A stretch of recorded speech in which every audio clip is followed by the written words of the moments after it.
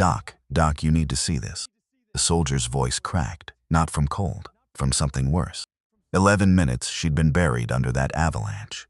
11 minutes of snow crushing the air out of her lungs, after she'd put 2 impossible rounds downrange and saved an entire SEAL team from a kill zone they never should have walked out of. Now she was on a cot in a field medical tent, half frozen, and a combat doctor with 11 years of war behind her was staring at Sloane Reeves' ribs like she'd just seen a ghost. "That's not possible," the doctor whispered. "What isn't?" Sloane rasped. Nobody answered. A phone light swept across her side numbers, a shape, ink gone silver with age. "Command, this is Doc Alvarez. Pull every file you have on Project Nightwatch. 10 minutes. "Doc," the radio came back. "Nightwatch was terminated 15 years ago. There is no file." The mountain does not forgive mistakes.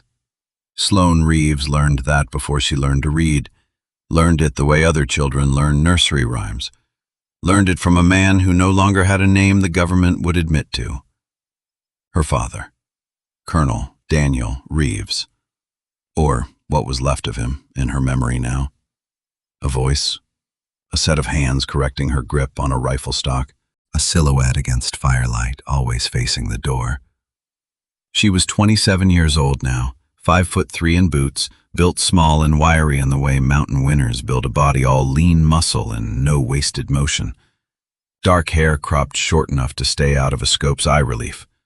Gray eyes that had learned a long time ago to hold perfectly still while everything around them moved. Strangers who passed through the valley sometimes called her pretty, in the careful, surprised way people use the word when they weren't expecting to find beauty somewhere, this remote, this guarded. She never gave the compliment much room to land. Pretty wasn't a survival skill.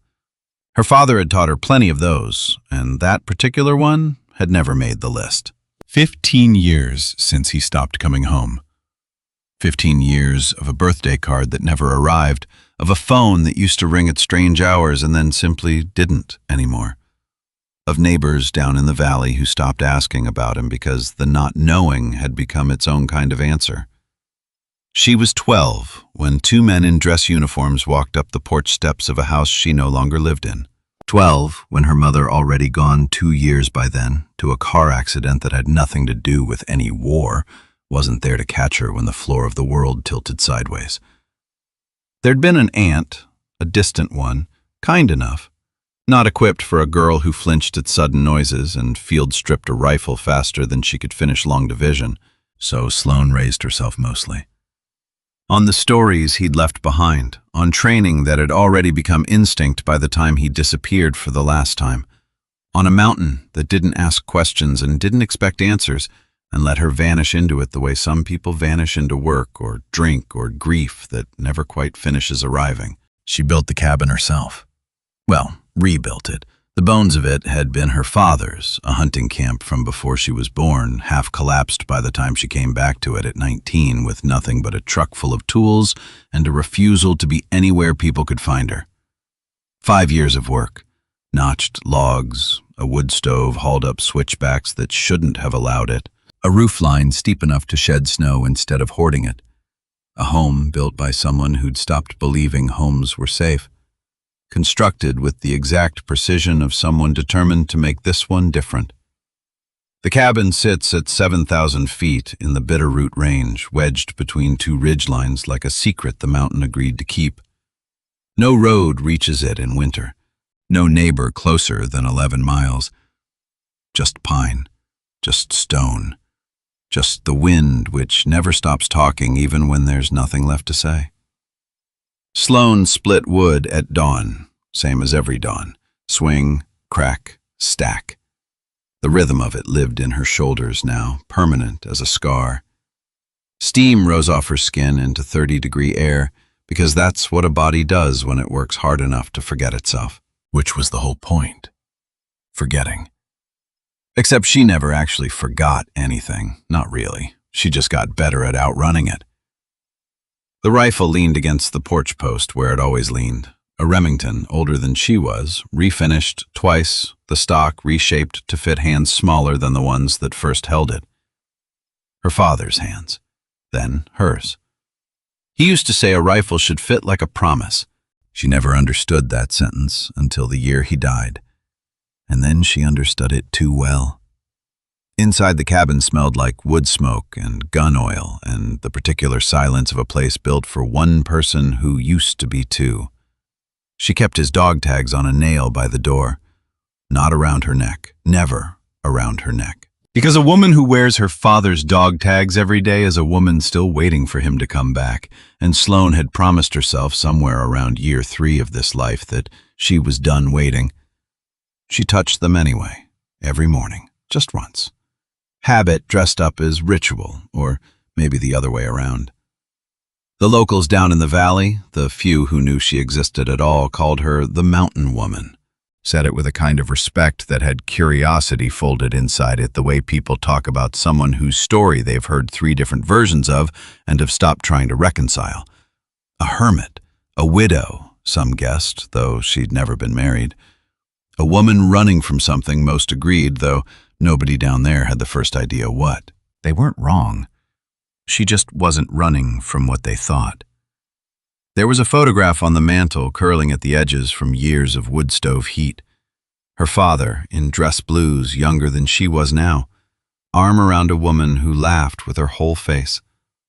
Her mother, gone in a different war entirely, the quiet kind, the kind that happens on a wet road at 11 at night with no witnesses and no medals and no folded flag. Sloane didn't look at the photograph often. Today she did.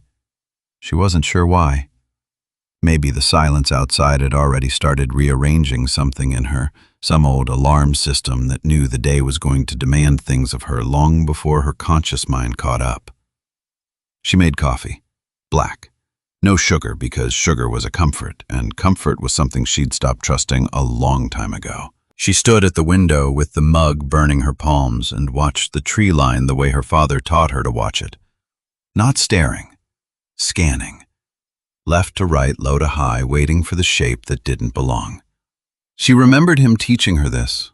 Actually, teaching it, not just modeling it, the way he modeled most things and expected her to absorb it through proximity. She'd been 9, maybe 10. Crouched beside him at this same window in a version of this cabin that still had a hole in the roof he hadn't patched yet. The eye gets lazy if you let it, he'd told her, one hand resting light on her shoulder. It wants to look at the whole picture at once. Don't let it. Break the world into pieces. Look at each piece like it's the only one that matters. That's how you catch what everyone else misses. She'd asked him in the particular blunt way of children whether he was scared. Out there, wherever out there was, back before she understood that the answer to that question would always be classified. He'd been quiet a long moment, long enough that she'd thought he wasn't going to answer at all.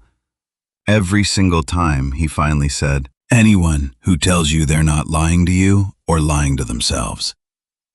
The scared doesn't go away, Sloane. You just get better at making it useful. She hadn't understood that answer at 10 years old.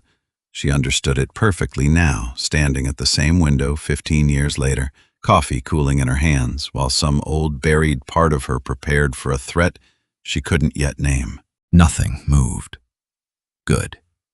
She almost believed the day would be ordinary. She should have known better. Ordinary days don't announce themselves with silence this complete. This mountain had a sound always: wind through needles, snow melt under ice, some small animal negotiating with the cold. Today, it had none of that.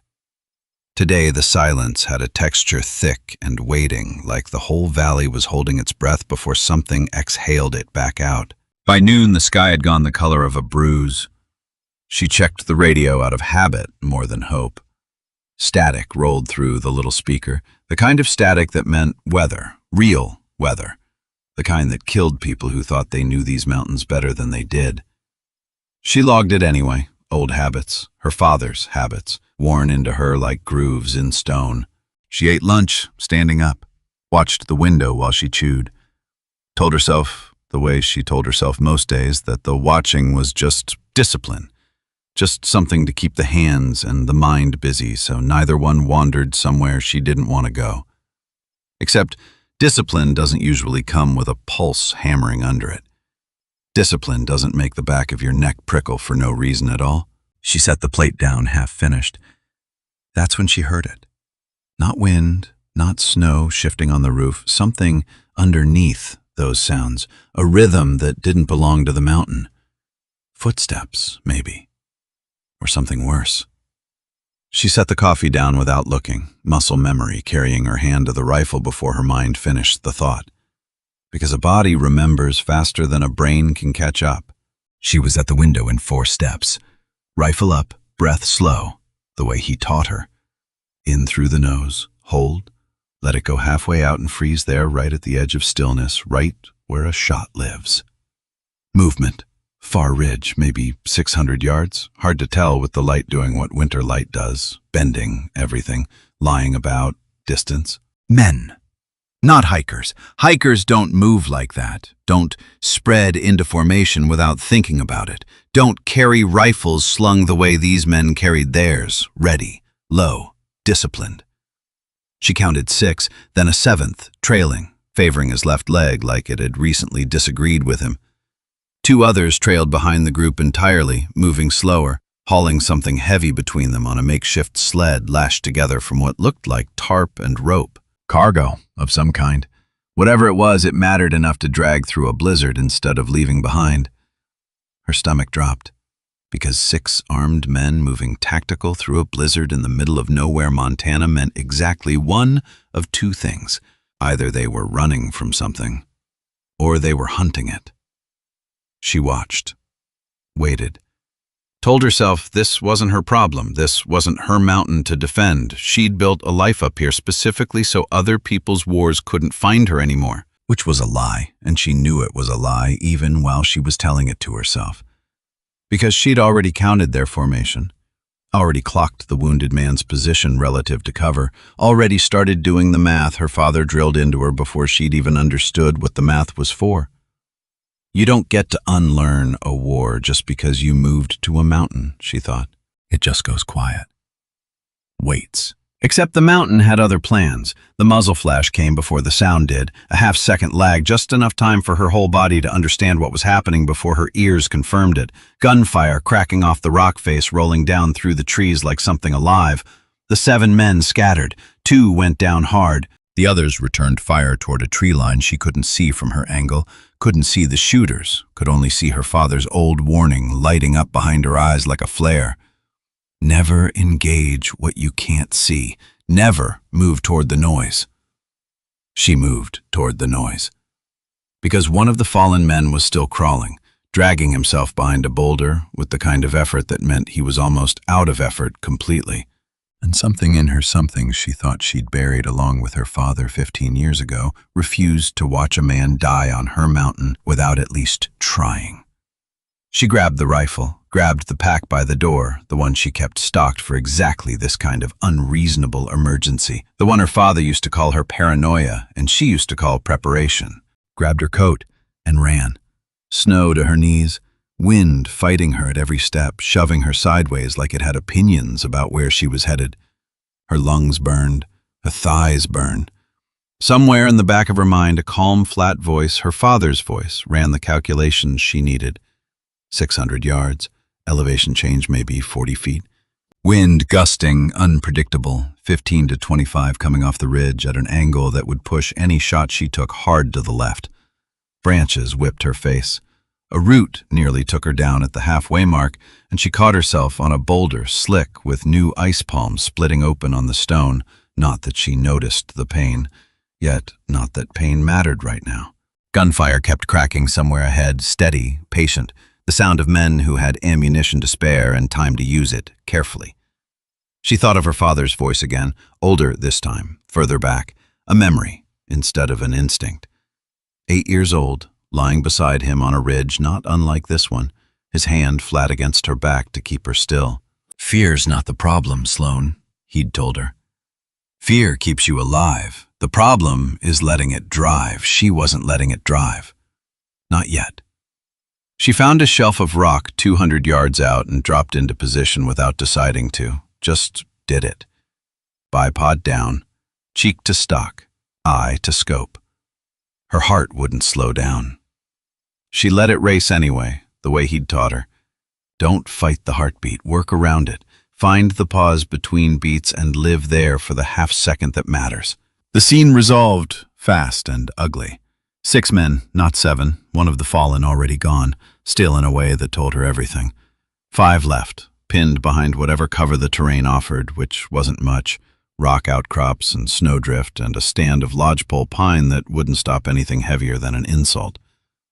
Muzzle flashes stitched the far tree line, coming from at least 3 positions. Coordinated, professional. Whoever these men were running from, they weren't running from amateurs. She found the nearest shooter through the scope, a man in white winter camo, prone rifle, rock still, unhurried.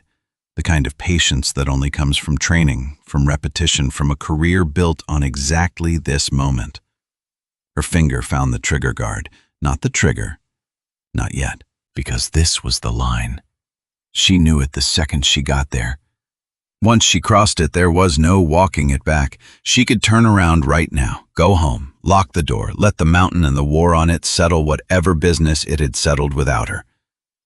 Except one of the men below, the one bleeding out from a hit to the shoulder, had just looked up, right at her position, right at the exact rock shelf she was lying on, like some part of him sensed rescue before it arrived.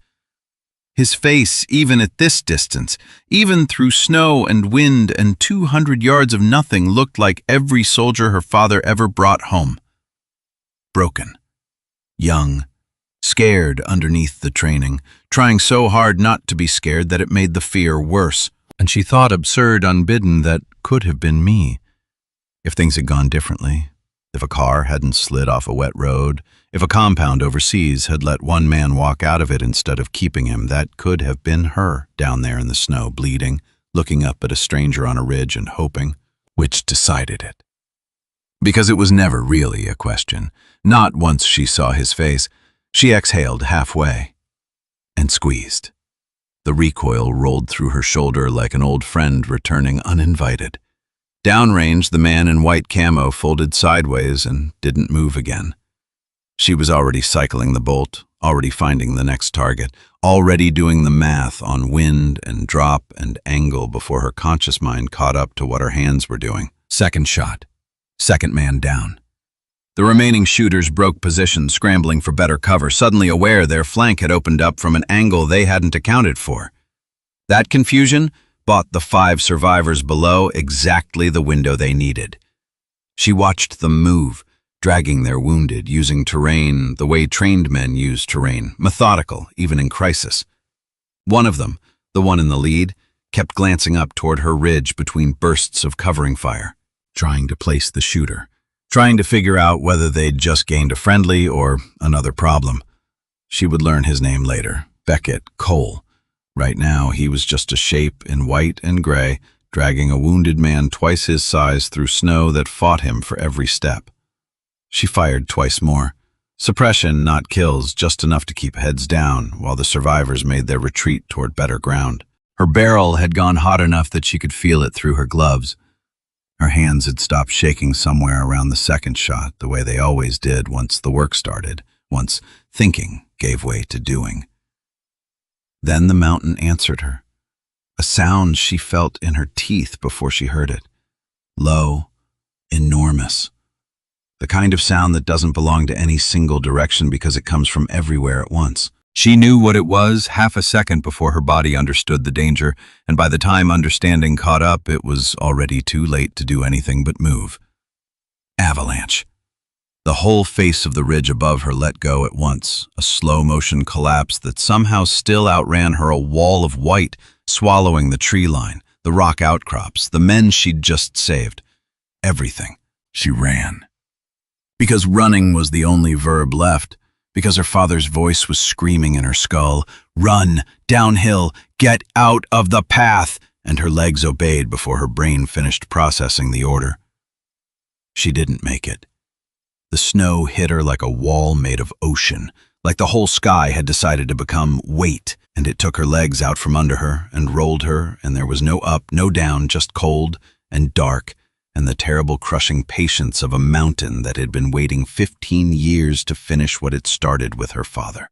her mouth filled with snow. Her lungs screamed for air that wasn't there. Somewhere in the tumbling dark, a rational, distant part of her mind, the part her father had built brick by brick over years of training, tried to remember the rule.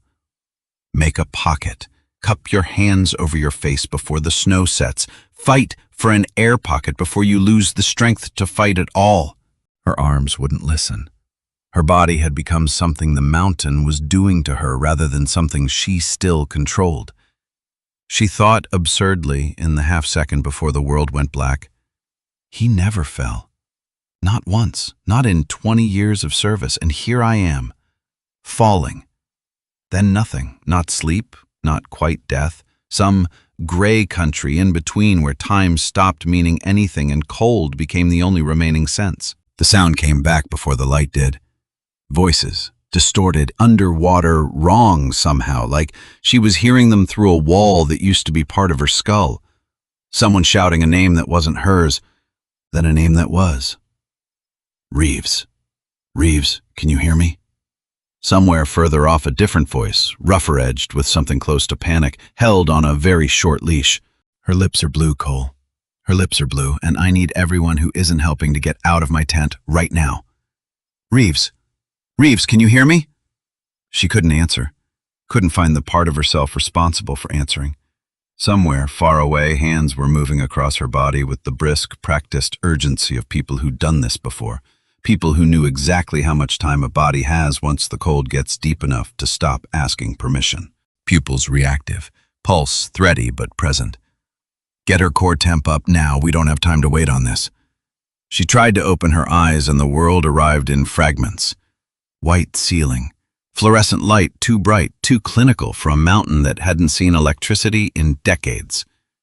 Which meant she wasn't on the mountain anymore. Which meant someone had found her. They'd dug her out with their bare hands, though she wouldn't learn that until later. 4 men, half of them wounded, themselves working a search pattern through debris that could have buried them all a second time if the slope let go again. Cole had found her boot first, then the rest of her, 11 minutes, under blue-lipped and barely breathing close enough to gone that the medic who found her, pulse, said a silent prayer before he said anything else. A face swam into focus above her. Young, male, green eyes gone wide with something that wasn't quite panic but lived right next door to it. Blood on his collar that wasn't his, days of exhaustion carved into features that should have belonged to someone older. "You're the one who fired those shots," he said, not a question. She tried to speak. Her throat produced nothing but a dry rasp. "Don't talk," he said, "just God. You saved my team. You do understand that. You saved every one of us, and then the mountain tried to bury you for it." She wanted to tell him that was mountains for you, ungrateful. But her body wasn't interested in jokes right now. Her body was interested in surviving the next 30 seconds, and every one after that. He reached for her jacket, unzipping it with clinical speed, checking for injuries her frozen skin couldn't yet report. And that's when his hands stopped. Just stopped. Right over her ribs where the fabric of her thermal shirt had ridden up during the extraction, exposing a strip of skin along her side that no one outside her own mirror had seen in 15 years. His whole body went still. "What?" she managed, barely a whisper. "What is it?" He didn't answer right away, and that silence, that specific kind of silence, the kind that arrives right before someone's whole understanding of a situation rearranges itself, scared her more than the avalanche had. He called over his shoulder, voice gone strange and tight. Doc, you need to see this." Another face appeared.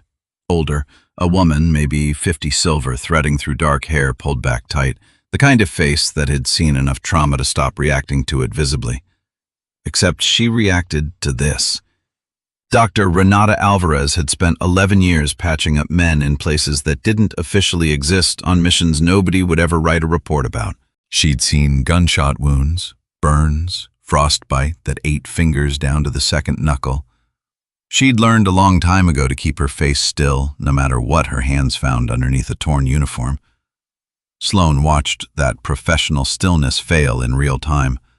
watched the older woman's eyes go to her ribs, watched them widen, watched the color drain out of a face that had presumably watched men die and kept working anyway. "That's not possible," the woman said, quietly, like she was talking to herself and not to anyone in the tent. "What isn't?" Sloane whispered. The woman looked up, met her eyes for the first time since Sloane regained consciousness, and there was something in that look that Sloane had never seen directed at her before. Not concern, not curiosity, recognition. The kind of recognition that meant she'd seen this exact mark before, somewhere, on someone, in some report she was never supposed to remember the details of. Sloane watched her weigh something behind her eyes, some calculation about how much to say out loud in a tent with 2 other soldiers listening. "Where did you get this?" the woman asked. Her voice had gone very careful, very controlled, the voice people use when they're trying not to spook something that might bolt. Get what Sloane said. The young soldier, the one with the green eyes, turned his phone toward her, the flashlight app throwing hard white light across her exposed ribs, and there, in ink gone slightly silver with age, was a design she had looked at exactly once in the last 15 years and told herself every single time since that it meant nothing. A series of numbers, a geometric shape wrapped around them, angular, deliberate, nothing like the tattoos people got on a whim in their 20s. This had been placed with intention, with purpose, by someone who understood exactly what those numbers meant, even if the girl wearing them never had. "I don't know," Sloane whispered, and it was almost true.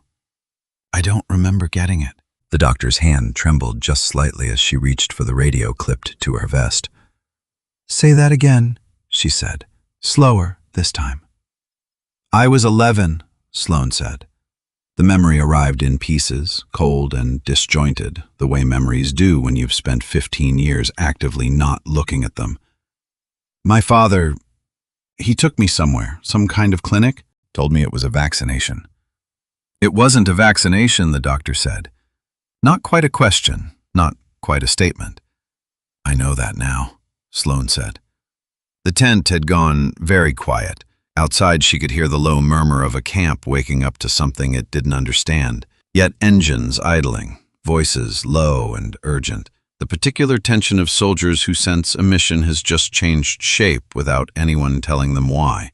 The doctor keyed her radio. Her voice, when it came out, was flat in the specific way people go flat when they're trying very hard not to sound like they're panicking. "Command, this is Doc Alvarez. I need you to pull every file you have on Project Nightwatch, and I need you to do it in the next 10 minutes. There was a long pause on the other end, long enough that Sloane could hear her own heartbeat in her ears, could feel the cold still living in her bones despite the thermal blankets, despite the space heater roaring in the corner of the medical tent. "Say again?" the radio crackled back. "Nightwatch was terminated 15 years ago. There is no file." "There's a girl in my tent with a Nightwatch identifier tattooed on her ribs," Alvarez said, and her eyes never left Sloane's face while she said it. "So either somebody's lying to me or somebody's been lying to everybody for a very long time." Silence answered her, the kind of silence that meant someone on the other end of that radio had just felt the floor tilt underneath them. "Doc," the voice finally came back, quieter now, careful in a way it hadn't been 30 seconds earlier. "Do not discuss this over open radio. Do not let her out of your sight. Someone will be there within the hour." "An hour?" Alvarez repeated. "In this weather?" "Someone will be there within the hour," the voice said again, flatter this time, and the line went dead before Alvarez could argue with it. She clipped the radio back to her vest with hands that weren't quite steady, looked down at Sloane like she was seeing an entirely different person than the one they'd pulled out of the snow 2 hours ago. "Who are you?" Alvarez said quietly, not accusing, almost pleading. "I don't know anymore," Sloane said, and for the first time in 15 years, that felt truer than anything she'd told herself while chopping wood alone on a mountain that no longer felt like enough of a hiding place. Sloane lay there wrapped in blankets that couldn't quite reach the cold at the center of her, and understood with sudden, sickening clarity that the mountain hadn't just tried to bury a stranger who happened to save some soldiers. It had tried to bury a secret her father died protecting. And it had failed. They kept her in the medical tent through the night, watched, monitored, treated with the careful, distant politeness of people who no longer knew whether she was a patient or a problem. Nobody explained anything. Nobody sat down and told her what Project Nightwatch was, or why a 15-year-old secret was suddenly worth waking up a chain of command in the middle of a blizzard. They just watched her, checked her pupils every 20 minutes, spoke to each other in low voices just outside the tent flap, voices she could almost make out, and never quite could, which was somehow worse than silence. She lay there, running through everything she remembered about that day at the clinic. 11 years old, her father's hand tight around hers in a waiting room with no windows. A woman in a white coat who never gave her name. A needle that hurt more than any vaccination had any business hurting, and afterward a sting along her ribs that her father told her was just a bruise from how she'd flinched. He lied to me, she thought. Even then, even before everything else, he was already lying to me to keep me safe. The thought should have made her angry. Instead, it just made her tired, the specific exhaustion of finally understanding a puzzle she'd spent 15 years too afraid to look at directly. The young soldier came back around midnight, when the camp had gone quiet except for the generator's steady hum and the wind testing the canvas walls like it was looking for weakness. "Lieutenant Beckett Cole," he said, extending a hand she didn't have the strength to shake properly. "That's who I am, in case nobody bothered with introductions while they were busy losing their minds over your ribs." She managed something close to a smile. Small victory. "You're welcome," she said, "for the whole not dying thing." He laughed short and surprised, like laughter wasn't a thing he'd expected to do tonight. Then it faded fast, replaced by something heavier, something that had clearly been sitting on his chest since the moment the snow let go of the mountain. "We lost 2 men today," he said. "Would have lost the whole team if you hadn't been up there. I keep running the numbers in my head, 6 of us, 3 shooters with a clean angle. We don't walk away from that. Not without you." She didn't know what to say to that, so she said nothing, and he seemed to understand that silence was its own kind of answer. "Yeah, about that," he went on, voice sliding toward something almost businesslike, like work was easier ground than gratitude. "You want to explain how a woman living alone on a mountain puts 2 rounds on target at 600 yards through crosswind and blowing snow? Because my spotter couldn't have made those shots, and he's supposed to be the best we've got." "My father taught me," she said. "Your father sounds like he should be running training programs for the entire team's community," Cole said. "He used to," Sloane said. And something in her voice made Cole go quiet, made him look at her the way people look at something they've just realized is more fragile than it appears, or maybe less fragile, maybe something they've badly underestimated. "Used to," Cole repeated. "He died," Sloane said, 15 years ago. Nobody ever told me how, or where, just that it happened somewhere the government wasn't going to talk about. I stopped asking questions when I was 17 because asking questions never got me anything but more silence. Cole didn't say anything for a long moment. Outside, the wind picked up again, throwing snow against the tent in soft rhythmic waves. Something in his expression had shifted while she talked, something careful. Something that looked, if she was reading it right, almost like a man bracing for a name before he'd even heard it. "What was his name?" Cole asked finally. Quiet, careful, like the question itself might detonate something. "Daniel Reeves," she said. "Colonel Daniel Reeves." She watched the name land on him, watched his face do something complicated, recognition and disbelief, and something that looked almost like grief, arriving 15 years late to a funeral it never got to attend. "That's not possible," Cole said. Quietly. The second time tonight someone had said those exact words to her. "Why does everyone keep saying that?" Sloane said, and her voice cracked on the last word. Cracked from cold and exhaustion and 15 years of nobody ever saying her father's name out loud in front of her like it mattered.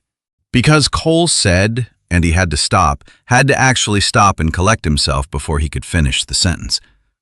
Because Colonel Daniel Reeves is the reason I'm alive right now. He pulled me out of a compound in an op that never officially happened on a date that doesn't exist in any record I've ever been allowed to see.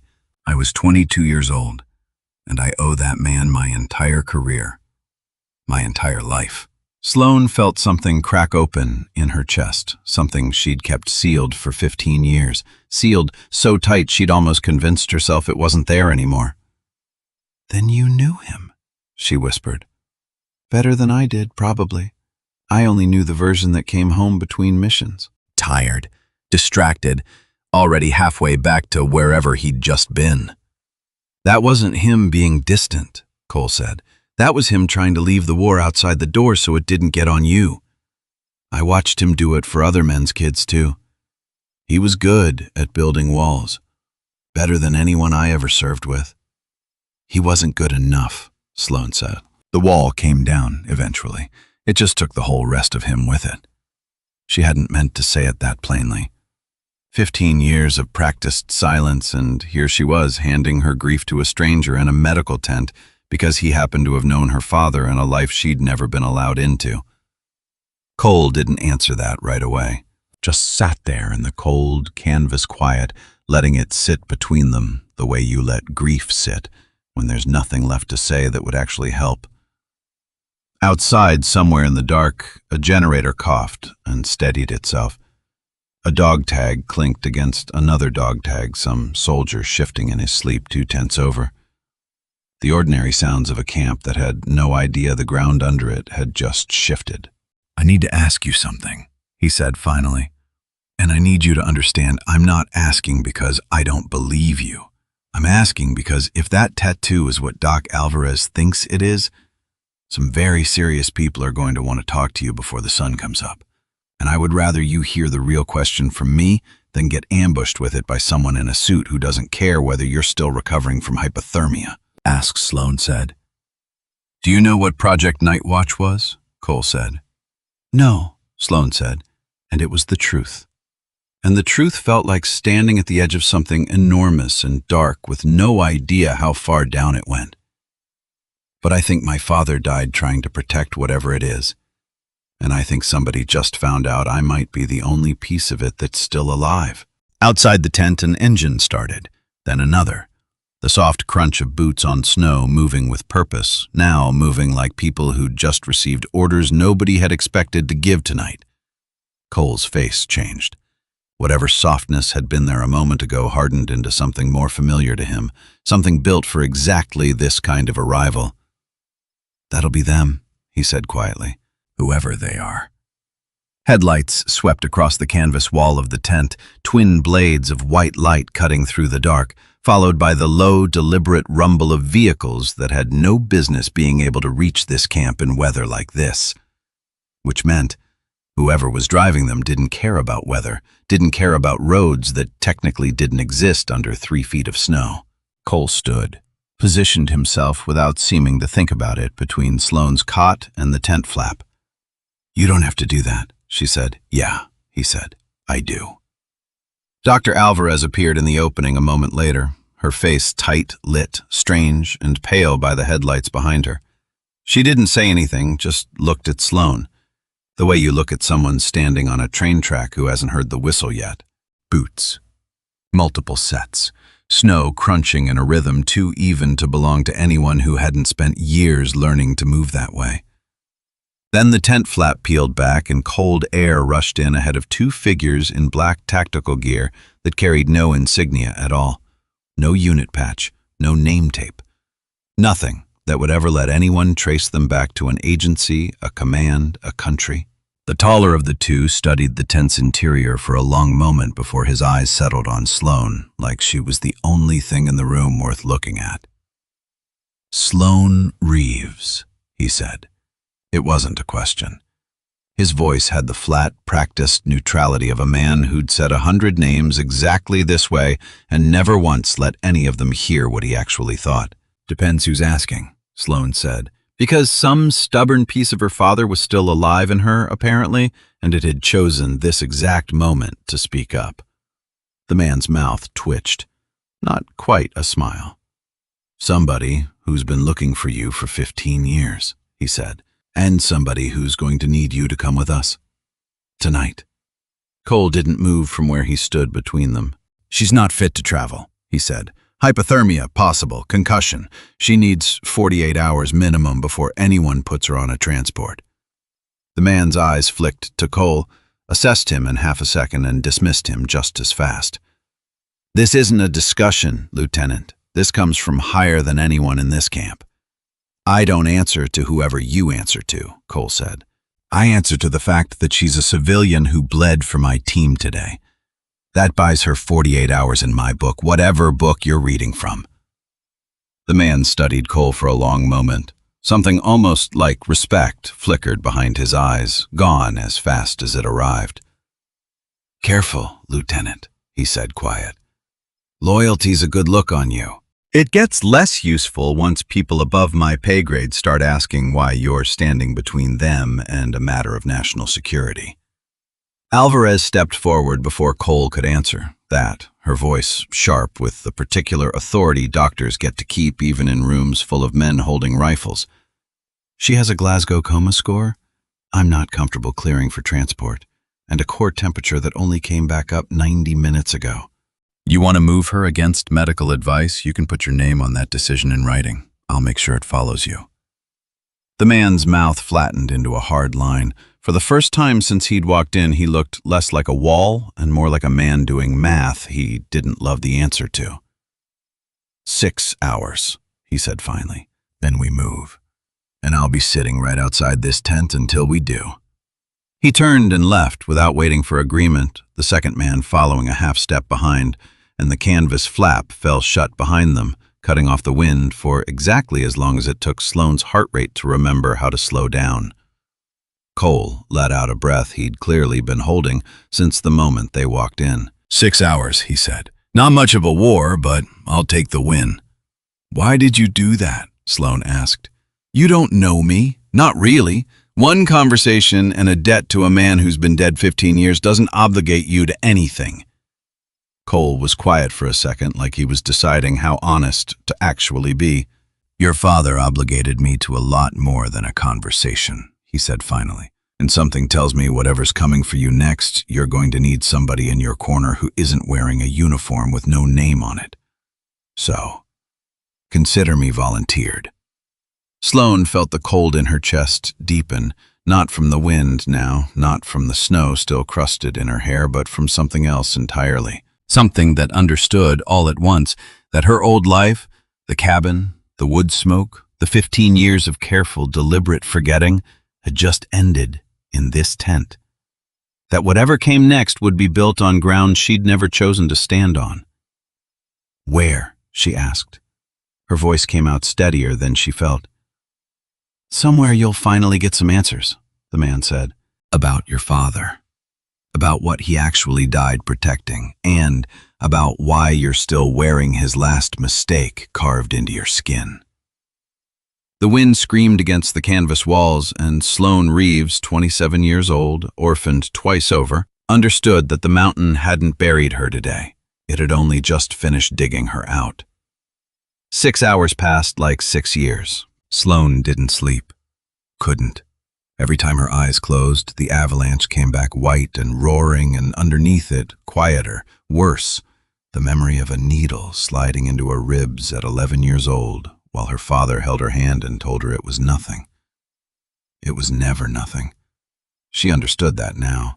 Understood it the way you understand a wound only after someone finally shows you where it's been bleeding all along. She spent the hours running through everything she thought she knew about her father and finding one by one that most of it had holes in it she'd simply never had reason to look for. The trips that lasted 3 weeks and got explained in one sentence, the scar along his ribs he called an old training accident, the way he used to check the cabin's sightlines before he'd let himself relax into a chair, even on nights he swore the war was finally behind him. She thought about the year he'd taught her to shoot at 400 yards instead of 200. No explanation given, just a new set of drills added to the old ones, like it was the most natural progression in the world. She'd assumed at the time that he simply wanted her better prepared. Now she wondered whether some part of him had already known even then that 200 yards of safety margin might not be enough someday. that the war he kept trying to leave outside the cabin door had already found a way to circle back toward it. She'd thought that was just who he was. Now she wondered how much of it had been armor. How much had been a man building walls not to keep her out, but to keep something else from ever reaching her.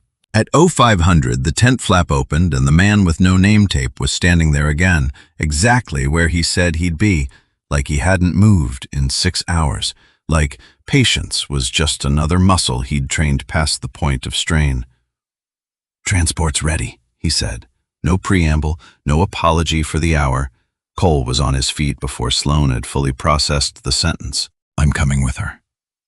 "That wasn't the arrangement," the man said. "It is now," Cole said. "You want to argue about it, argue with somebody who outranks me, otherwise I'm getting in that vehicle." The man looked at him for a long moment, something calculating behind his eyes, some math about which battles were worth fighting tonight. "Fine," he said, "but you're a guest, not a participant. You so much as breathe wrong in that briefing room, you're gone. Understood?" Cole said in a tone that suggested he understood nothing of the sort and intended to breathe however he pleased. Sloane almost laughed. Almost. The sound died somewhere in her throat, replaced by the cold, hard weight of what was actually happening. She was leaving her mountain. Leaving the cabin, the wood stove, the rifle she'd left leaning against a porch post that might already be buried under 6 feet of new snow. She hadn't chosen any of this, except she thought that wasn't quite true either. She'd chosen it the second she picked up that rifle yesterday morning. Chosen it the second she decided a stranger's life mattered more than her own careful invisibility. You don't get to make a choice like that and then act surprised when the world shows up asking what else you're willing to choose. Cole sat beside her in the back seat, quiet for most of the ride until somewhere around the second checkpoint, he reached over and squeezed her hand, once brief, wordless, the kind of gesture that asked nothing and offered everything. "You don't have to talk," he said. "I just didn't want you sitting over there thinking you were doing this alone." "I've done everything alone for 15 years, she said. "It's sort of my whole personality at this point." "Yeah, well," he said, "personalities can update. Mine did back when a colonel I barely knew decided my life was worth more than his extraction window. Maybe it's your turn." She didn't answer, just let the words settle somewhere warm in her chest, a small ember against the cold that had taken up permanent residence there since the mountain.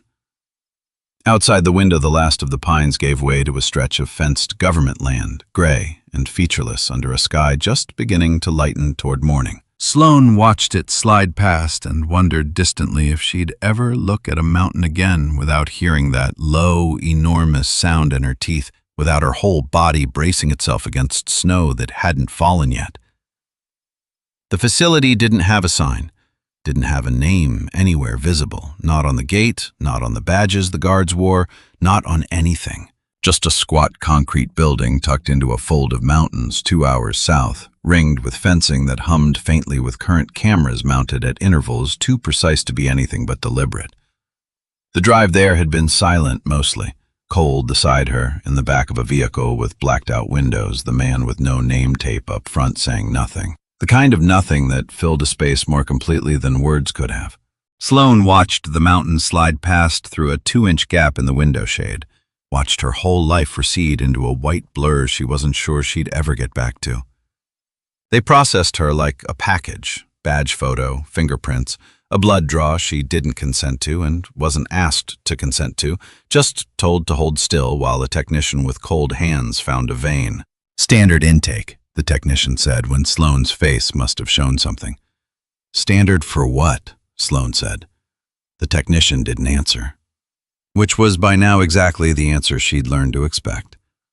They put her in a room with no windows, a table, 2 chairs, a camera in the corner blinking its small red eye like it was keeping score. She waited 40 minutes before the door opened. 40 minutes is a long time when you have nothing but your own thoughts and a blinking red light for company. Long enough to run through every version of the last 24 hours and find new ways for each of them to hurt. Long enough to wonder if this was how her father spent his own waiting rooms, his own windowless silences, learning to sit still while the walls closed in around whatever he wasn't allowed to say out loud. She thought about the cabin, about the wood stove, probably gone cold by now, about the rifle still leaning against a porch post, buried under fresh snow, about whether she'd ever see any of it again, or whether that life, the one she'd built stone by stone out of 5 years of solitude, had already become something she used to be instead of something she still was. Stop, she told herself. Break it into pieces, one piece at a time. The door opened before she finished the thought. The woman who walked in wasn't what Sloane expected. No suit, no severe haircut, just a woman in her 60s, silver hair cropped short and practical, dressed like someone's favorite aunt, who happened to also carry herself like she'd once run rooms full of men twice her size into silence with a single sentence. "Director, Elaine Voss," she said, sitting down across from Sloane without offering a hand. "I ran Project Nightwatch until it was terminated. Or until I was told it was terminated, which turned out to be a different thing entirely." Sloane's pulse kicked up. "Then you knew him," she said. "My father." Voss's expression didn't change exactly, but something behind it did. Some old grief surfacing for just a second before she pushed it back down where it apparently lived most of the time. "I recruited him," Voss said. "Best operator I ever ran, sharpest mind, steadiest hands, and the single most stubborn man I've ever had the displeasure of trying to give orders to." "That sounds like him," Sloane said, and her throat tightened at how easily the sentence came out, like the muscle for talking about her father had just been waiting 15 years to be used again. Voss studied her for a long moment, and Sloane watched something shift in the older woman's face. Some old professional distance, struggling against a memory it couldn't quite hold back. "He talked about you know," Voss said. "Not often. Men in this line of work learn not to, but sometimes, late, after a debrief that had gone particularly badly, he'd mention his daughter up in Montana. Said you were the only good thing he'd built that the job hadn't gotten its hands on yet." Sloane's throat tightened around words she didn't have. "He was wrong," she said finally. "The job got its hands on me eventually. It just took 15 years to finish the job." "Do you know what Nightwatch actually was?" Voss asked, quiet now, gentler than before. "No," Sloane said. "Nobody's told me anything. Just that my father died protecting it, and that I'm apparently wearing some piece of it on my ribs that I don't remember agreeing to." Voss exhaled, long, slow. The exhale of someone about to say something she'd rehearsed and still didn't want to say out loud. "Nightwatch was an identification protocol," she said, "built during the Cold War's final years and quietly kept alive long after everyone assumed programs like it had been shut down. The idea was simple. Certain operators, the ones running the deepest, most deniable missions, needed a failsafe, a way to be identified if they were ever captured, killed under false identity, or simply vanished so completely that no dental record or fingerprint database could bring them home. "A tattoo," Sloane said, quietly. "A biometric marker disguised as one Voss said, coded to a specific individual, readable only by someone who knew what they were looking at. Your father had one. Every operator in the program had one." "Then why do I have one?" Sloane said, and her voice cracked right down the middle of the sentence, cracked in a way she hated, in a way that made her sound 11 years old again in that windowless clinic. Voss's face did something complicated, something that looked almost like guilt, wearing a stranger's clothes. "Because your father broke protocol," she said, "badly. He used your identity as a dead drop, encoded something into your marker that had nothing to do with your own identification and everything to do with protecting information he didn't trust anyone else to hold, not me, not command. Nobody." Sloane's mouth had gone dry. "What information? I don't know," Voss said. "That's the truth, whatever it's worth to you right now. I don't know. Nobody does.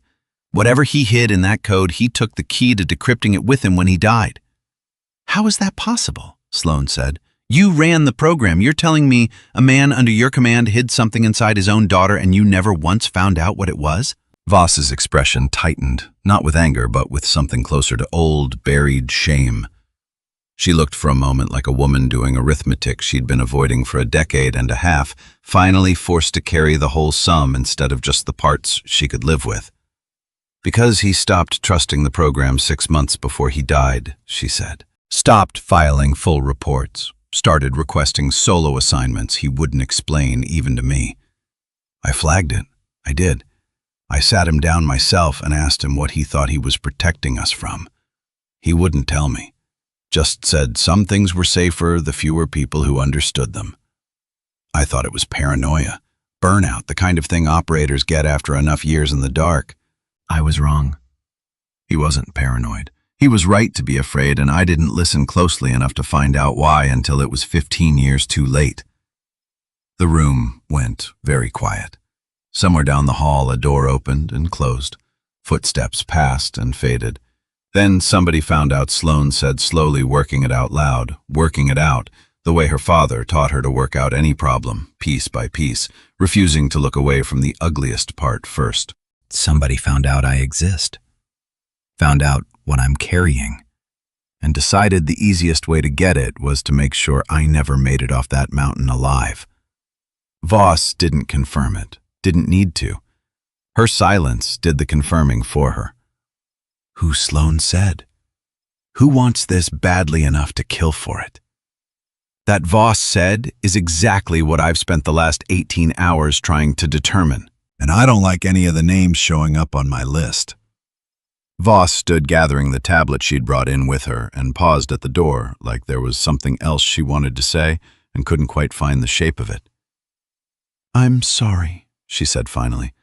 For what it's worth, I'm sorry we didn't find you sooner. I'm sorry your father carried this alone for as long as he did. And I'm sorry that whatever piece you built for yourself up on that mountain is about to get taken apart piece by piece until we finish this. Then she was gone, and the windowless room swallowed the silence whole. Sloane sat there a long moment after the door clicked shut, hands flat on the table, breathing in a rhythm she had to consciously build, one inhale at a time, because the panic wanted in. She could feel it circling somewhere just behind her ribs, patient, waiting for a crack in her composure wide enough to slip through. Don't, she told herself. Not yet. Not here. Feel it later, somewhere safe, if safe is even a word that still applies to you. Except, there might not be a later. Except the last time she trusted a place to be safe, an avalanche had come looking for her specifically. Except every certainty she'd built her whole adult life around the cabin, the solitude, the careful architecture of a life designed to never again depend on anyone, had just been proven in the space of one conversation to be exactly as fragile as everything else her father had tried and failed to protect.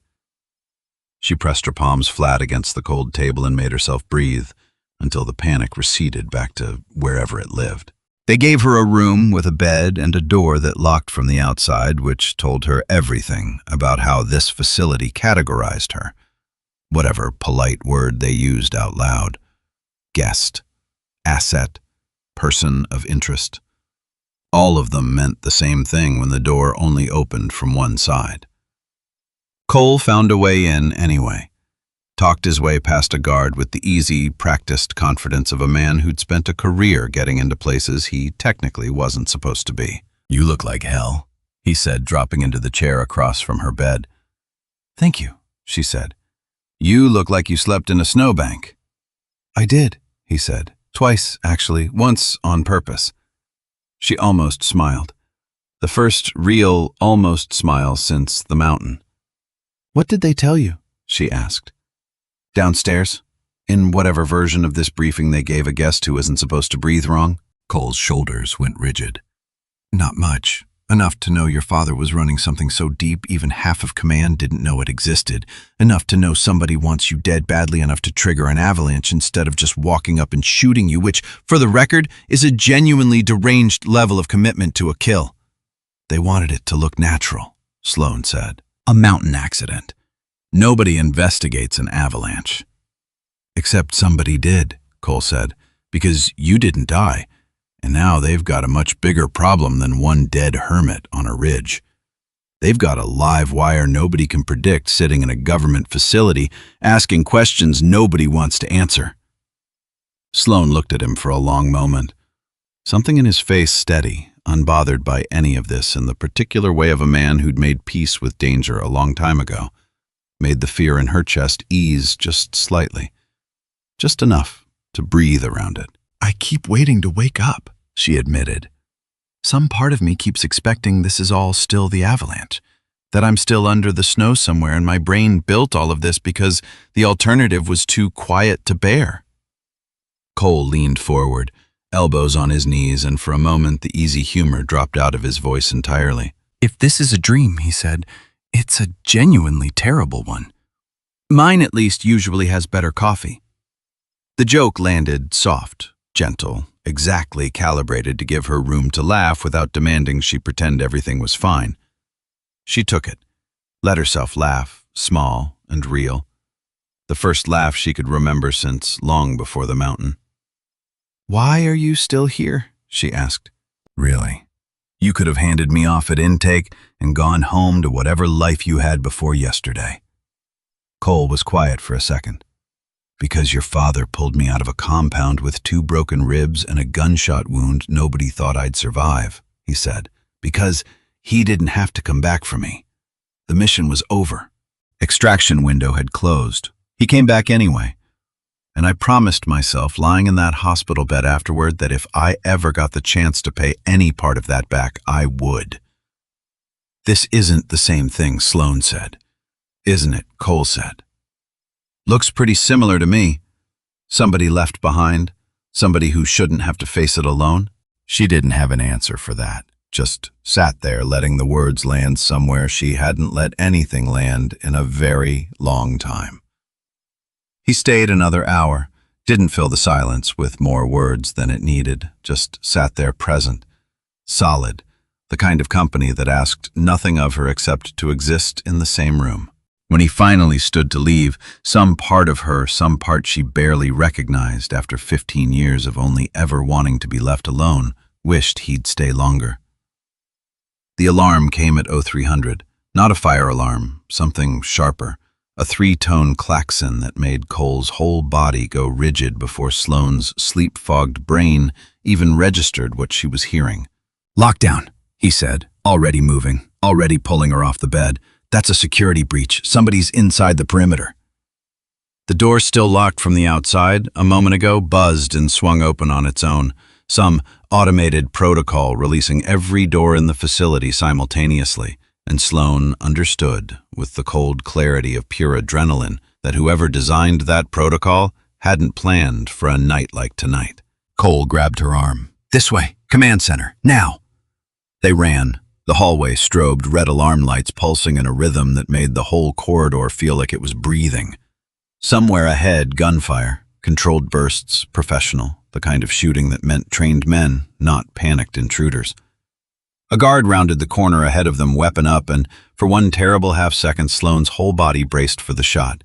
Then he recognized Cole's uniform and lowered his rifle, already turning to cover their flank instead. "East corridor's compromised," he shouted over the alarm. "Command wants everyone funneled through the west stairwell. Move, move, move!"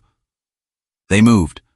Sloane's bare feet slapping cold concrete, Cole's hand never leaving her arm, steering her around a corner, just as something detonated somewhere behind them, close enough that the shockwave rattled the light fixtures overhead and sent a fine rain of ceiling dust sifting down through the strobing red light.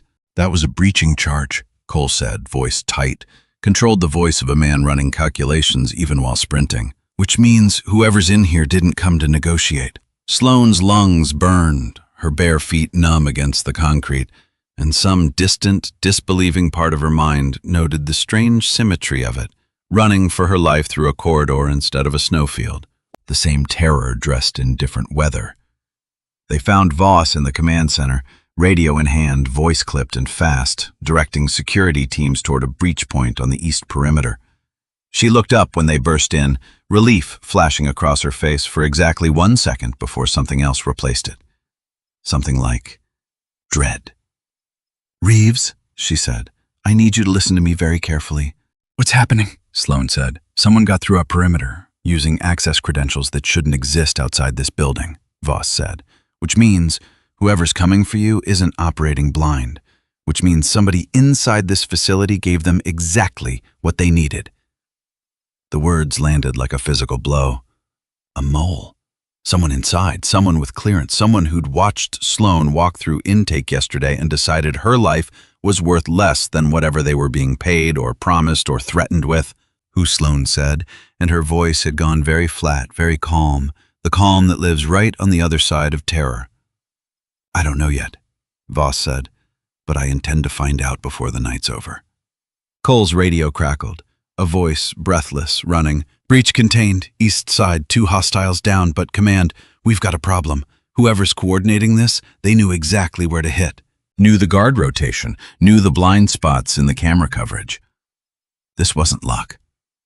A second voice cut in over the first, tighter, more urgent.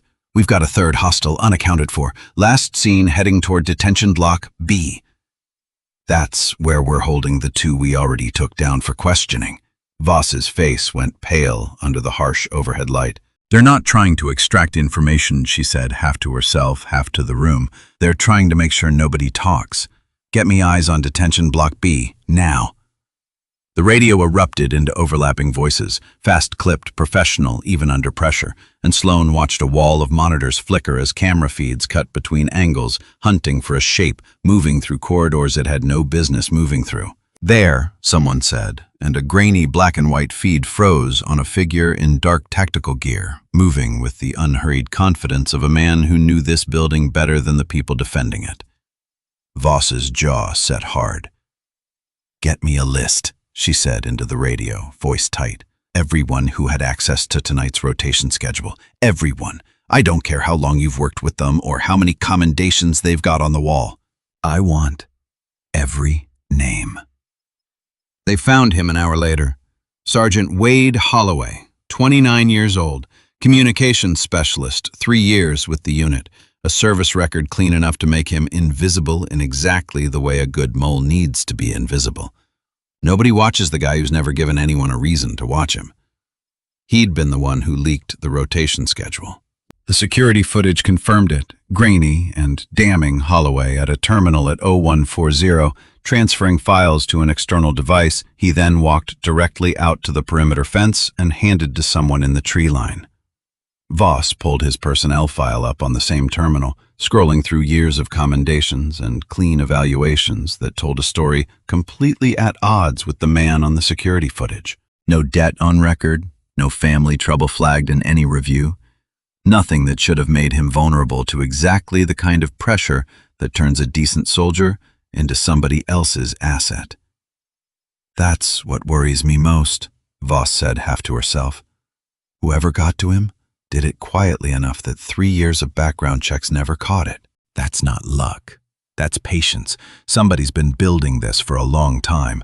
They brought him into an interrogation room down the hall from where Sloane and Cole waited, and even through reinforced walls, even muffled by distance, she could hear the shape of his voice, rising and falling, denial curdling slowly into something closer to confession.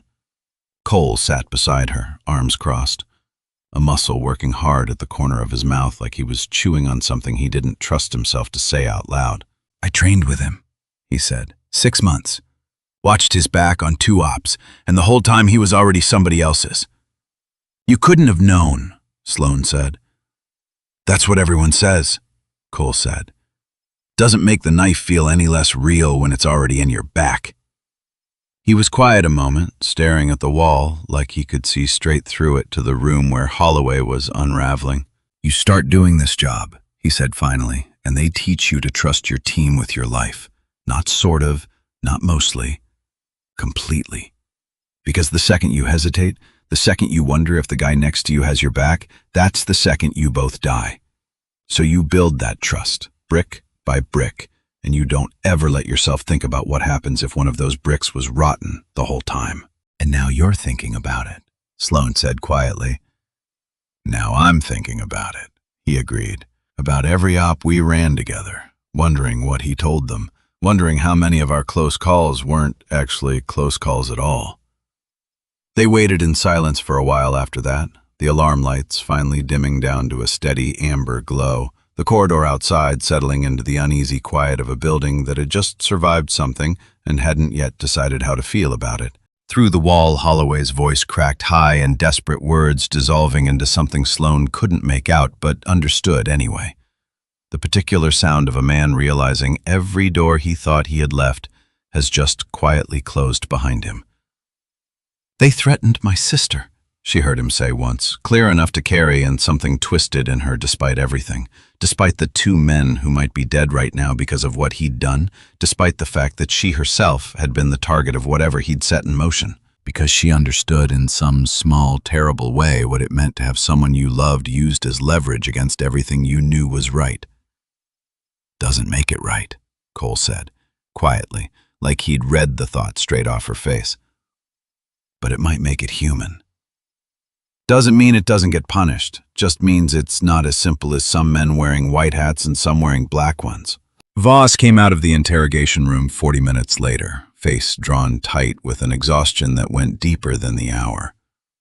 "He's talking," she said. "Not everything, but enough." "Enough for what?" Sloane said. Voss sat down across from them, and for the first time since Sloane had met her, the director looked less like a woman in command of a crisis and more like a woman standing at the edge of one she hadn't fully accounted for. "Holloway was recruited 8 months ago," she said, "paid initially, then leveraged once they had enough on him to make refusal impossible. He doesn't know who he's actually working for, just a name, a cutout, somebody called Marsh." Sloane's whole body went very still. "Say that again?" she said. "Marsh Voss," repeated. "Why does that mean something to you?" Before Sloane could answer, Voss was already keying something into the terminal built into the command center's side console, pulling up a file that had clearly been sitting untouched in some archive for longer than Sloane had been an adult.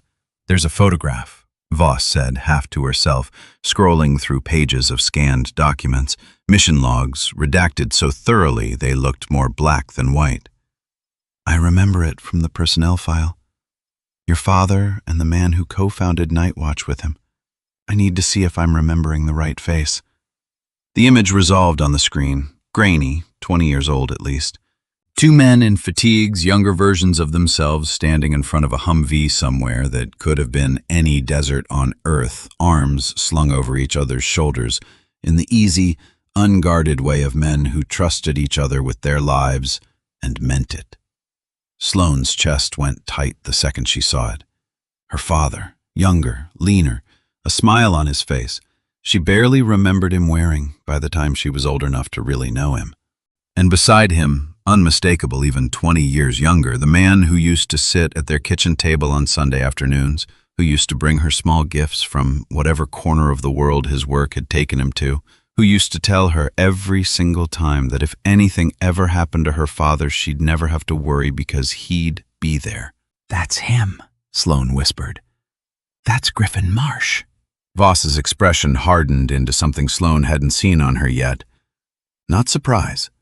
Something colder. The look of someone confirming a fear she'd been quietly carrying since the moment Holloway said the name. "Marsh co-founded Nightwatch with your father," she said. "Ran half the program himself back when it still had budget and backing. Then about 16 years ago, he was reassigned. Quietly. No scandal on paper, just a transfer to a liaison position that looked on the surface like a step sideways into obscurity. That's the year before my father died," Sloane said slowly. Voss nodded, once grim. "I never connected those dates before, tonight," she admitted. "I don't like that. I didn't. I don't like it at all." Sloane stared at the photograph a moment longer, at the version of Griffin Marsh who still had his whole arm slung easy over her father's shoulder, at the version of her father who still believed, apparently, that the man beside him would always be exactly what he appeared to be. "He used to bring me these little carved animals," she said, quiet, almost to herself, "from wherever he'd been. I had a whole shelf of them by the time I was 10. Elephants, a little wooden fox. I used to line them up on my windowsill and pretend they were guarding the house while my dad was gone." Cole's hand found hers again, warm and sure, saying without words what neither of them was ready to put into speech yet. I think Voss said carefully, we need to consider the possibility that Marsh's reassignment 16 years ago wasn't really a sideways step at all. I think it may have been the beginning of something he'd already decided to become. And I think your father may have started to suspect it in the months before he died, which would explain exactly why he chose to encode something into a marker only he controlled, instead of trusting it to the chain of command Marsh was still technically part of. He didn't trust him anymore, Sloane said. But he still let him into our house. Still let him teach me to fish. Still let him stand at my mother's funeral with his hand on my shoulder like he actually cared. Maybe he did care, Cole said quietly. Some of it. Doesn't make the rest of it less true. People aren't always all one thing, Sloane. Sometimes the worst betrayals come from men who loved you exactly as much as they were capable of loving anyone, right up until the moment loving you stopped being convenient. That should have made her feel better. It didn't. If anything, it made the whole thing worse. The idea that Griffin Marsh's affection for her all those summers, all those small kindnesses, might have been entirely real and entirely irrelevant to whatever calculation eventually decided her father needed to disappear. Sloane didn't cry. She wanted to. Some old, exhausted part of her wanted to sit down right there on the cold floor of that command center and let 15 years of grief finally have its moment. But there wasn't room for it. Not yet. Grief was a luxury for later, for whenever later turned out to be, if later turned out to exist at all. Instead, she sat very still and let the pieces rearrange themselves into a shape she didn't want to see but couldn't stop seeing anyway. Somewhere underneath every summer fishing trip, every carved wooden animal, every birthday card that kept arriving even after her father stopped coming home, Griffin Marsh had been something else entirely, something patient, something waiting. Why, she said out loud, to no one in particular, to the room, to the ghost of her father who wasn't there to answer. Why would he do this? Cole's hand found her shoulder, didn't grip, just rested there warm and unmoving the way her father's hand used to rest there before every hard truth he was about to hand her. We're going to find out, he said. Together. Voss looked between them, something unreadable moving behind her eyes. There's something else, she said. Something Holloway said that I need you to hear because I think it changes the shape of everything we thought we understood about your father's death. Sloane's stomach dropped. Say it, she said. Voss took a breath. Your father wasn't killed by an enemy operation, she said. Holloway didn't know the details, just fragments, second-hand knowledge passed along a chain of people who each knew slightly more than the last. But the fragment he did know was this. The mission that killed Daniel Reeves wasn't sabotaged from outside. It was sabotaged from inside. Sloane finished, and the words came out of her like something breaking loose after 15 years of pressure. By someone who knew exactly where he'd be, exactly when, exactly how to make sure nobody came looking too hard afterward. By Marsh, she said. Voss didn't answer right away, but her silence again was answer enough. The op was supposed to be simple, Voss said finally, her voice gone quiet, almost apologetic, like she was confessing something she'd carried alone for 15 years without ever finding the right room to say it in. Extraction of an asset near the Canadian border. Low risk, on paper. Your father requested Marsh's team for backup because that's who you request when you've spent 20 years trusting a man with your life. The extraction point was supposed to be secured an hour before he arrived. It wasn't secured, Sloane said. It was empty. Empty, Voss confirmed. And by the time your father realized nobody was coming to cover him, it was already too late to get clear. Sloane felt something in her chest cave inward. Slow and total, like ice finally giving way after holding weight too long. He walked into a trap his best friend built for him, she said, and spent his last minutes on this earth thinking backup was coming. Voss didn't have an answer for that. Nobody could have.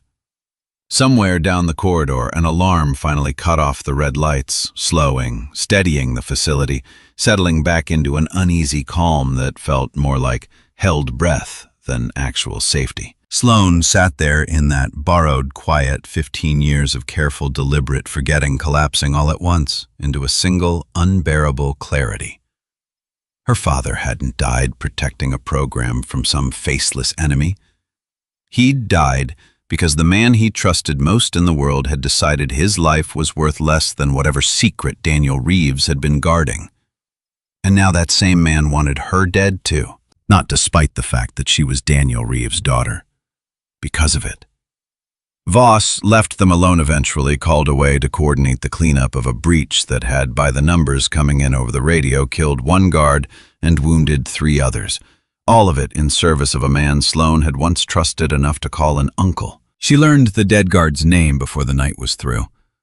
Corporal Danny Ose, 26, 2 years on this rotation, a wife somewhere off base who didn't yet know she'd be getting a knock on her door before sunrise. Sloane hadn't known him, hadn't even seen his face, but the weight of it settled into her anyway. One more name added to the ledger. Griffin Marsh was going to have to answer for. The command center emptied out slowly, technicians and security staff drifting off toward whatever remained of the night until it was just Sloane and Cole sitting in the amber afterglow of alarm lights finally powering down. "You're quiet," Cole said. "I'm doing math," she said. "The kind my father taught me. Break the world into pieces. Look at each piece like it's the only one that matters." "And what piece are you looking at right now?" he asked. She turned to face him, and for the first time since the mountain, she let herself really look at him. Not as a soldier, not as a stranger who happened to owe her father a debt, just as a man who'd stayed hour after hour when nothing about this situation obligated him to. "The piece where I have to decide what kind of person I'm going to be now that I know the truth," she said. "My father spent his whole life building walls to keep the war away from me, and now the war's not just at my door, it's wearing the face of someone I loved.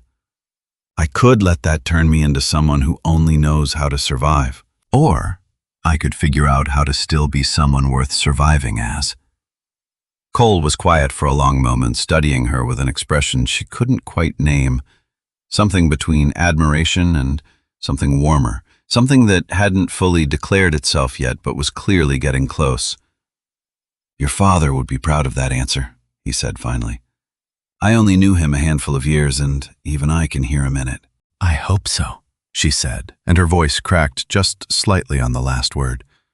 "I've spent 15 years wondering if he'd even recognize the person I turned into up on that mountain. Half feral, talking to nobody, building a whole life around never letting anyone close enough to lose me the way I lost him." "You let me close," Cole said, quiet. Careful, like he wasn't sure he was allowed to say it out loud. "That surprised even me," she admitted, and something passed between them. Then something unspoken but entirely understood, the particular electricity of 2 people who'd been thrown together by violence and were slowly discovering it might have been the start of something neither one of them saw coming. "Get some sleep," Cole said, finally standing, breaking the moment before it could ask more of either of them than the night had room for. "Tomorrow we start figuring out how to find Griffin Marsh before he finds a second chance to finish what that avalanche started." He stopped at the door, looked back at her. "For what it's worth," he said, "I don't think you're half feral. I think you're the toughest person I've ever pulled out of a snowbank, and I've pulled a lot of people out of a lot of snowbanks." She managed a real smile this time, small, tired, real. "High praise," she said. "Highest I've got," he answered, and then he was gone. And Sloane sat alone in the quiet command center, the weight of everything Voss had told her settling slowly into a shape she could almost carry. Tomorrow, she thought. Tomorrow she'd start hunting the man who'd worn her family's trust like a disguise for 16 years. Tonight, for the first time since the mountain buried her, she let herself simply breathe.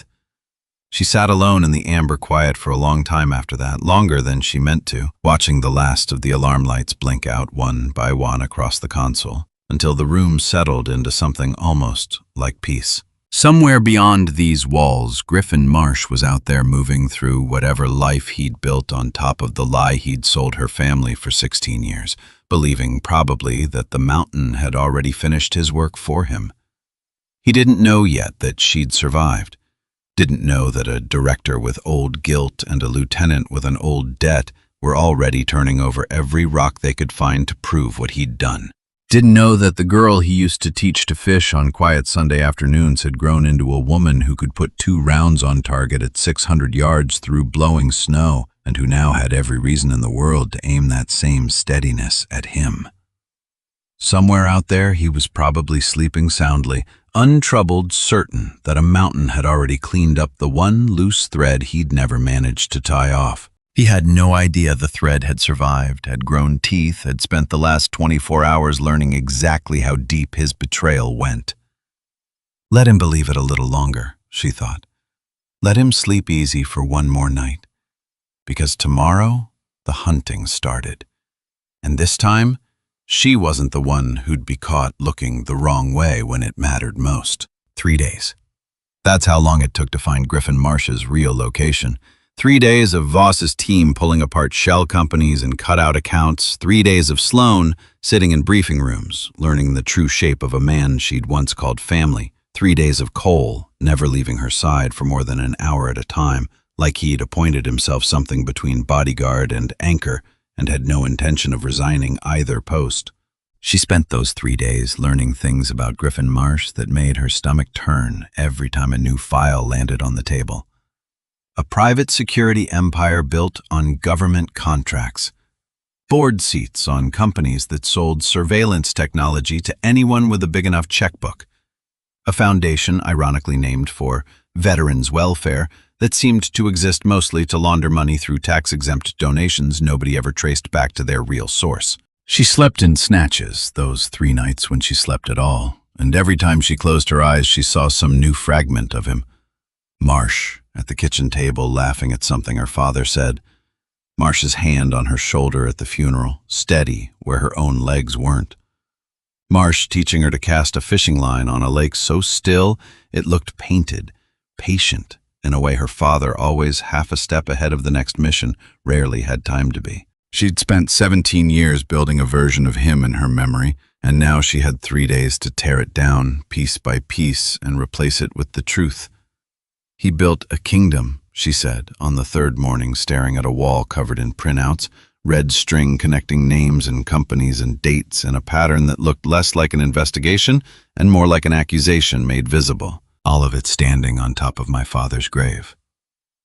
Voss studied the wall alongside her, arms crossed, exhaustion carved deep into her face after 3 sleepless nights. Men like Marsh don't see graves, she said quietly.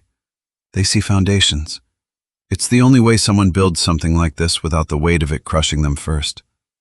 He's not hiding, Voss added on the morning of the 3rd day, sliding a folder across the table. That's what makes this hard.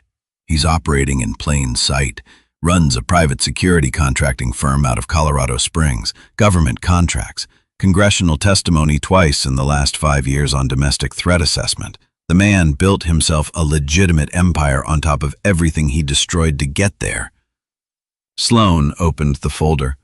A photograph stared back at her. Older now. Silver at the temples where there used to be brown. The same easy, disarming smile she remembered from 1,000 Sunday dinners. He looks exactly the same, she said quietly. That's the part I can't get past. 15 years and he still looks like somebody's favorite uncle. Monsters usually do, Cole said.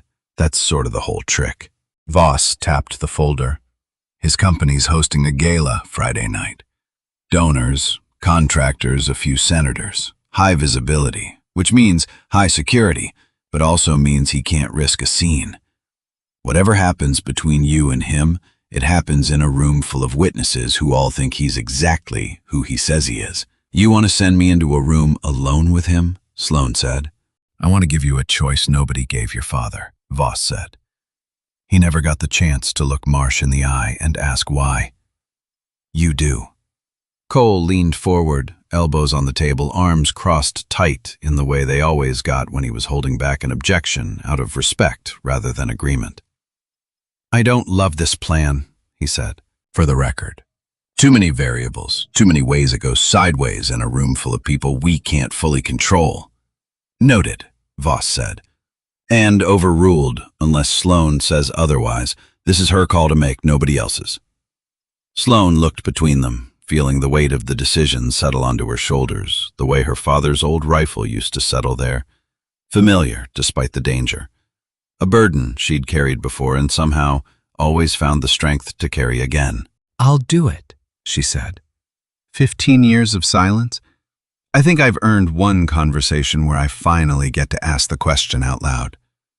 "Then we start prepping tonight," Voss said, already reaching for the next folder on the stack. The gown felt wrong on her, too smooth, too light, nothing like the layered wool and thermal fabric that had kept her alive on a mountain for 5 years. Sloane stood in front of a hotel mirror in Colorado Springs and barely recognized the woman looking back. Because that woman had makeup on. Had her hair swept up off her neck in a way that made her feel exposed in a completely different manner than a firefight ever had. Because that woman looked, for the first time in 15 years, like someone who belonged in a room full of powerful people instead of someone who'd spent half a decade actively avoiding every single one of them. She thought about her mother briefly, standing in front of a mirror, much like this one getting ready for some Navy function decades ago, laughing about a dress that wouldn't zip. The memory arrived unbidden and left just as fast, too fragile to hold on to for long without unraveling something else along with it. "You clean up alarming well," Cole said from the doorway, adjusting his own tie with the particular discomfort of a man who felt more at home in tactical gear than anything with a collar.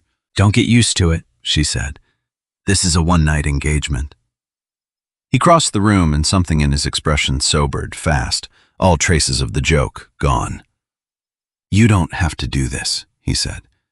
"We could still pull the plug. Let Voss build the case some other way.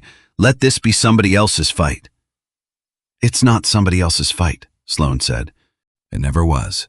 It's mine. It's been mine since I was 11 years old and didn't even know it." Cole studied her for a long moment, and whatever he saw in her face seemed to settle something in him. "Okay," he said quietly. "Then let's go find out what he has to say for himself."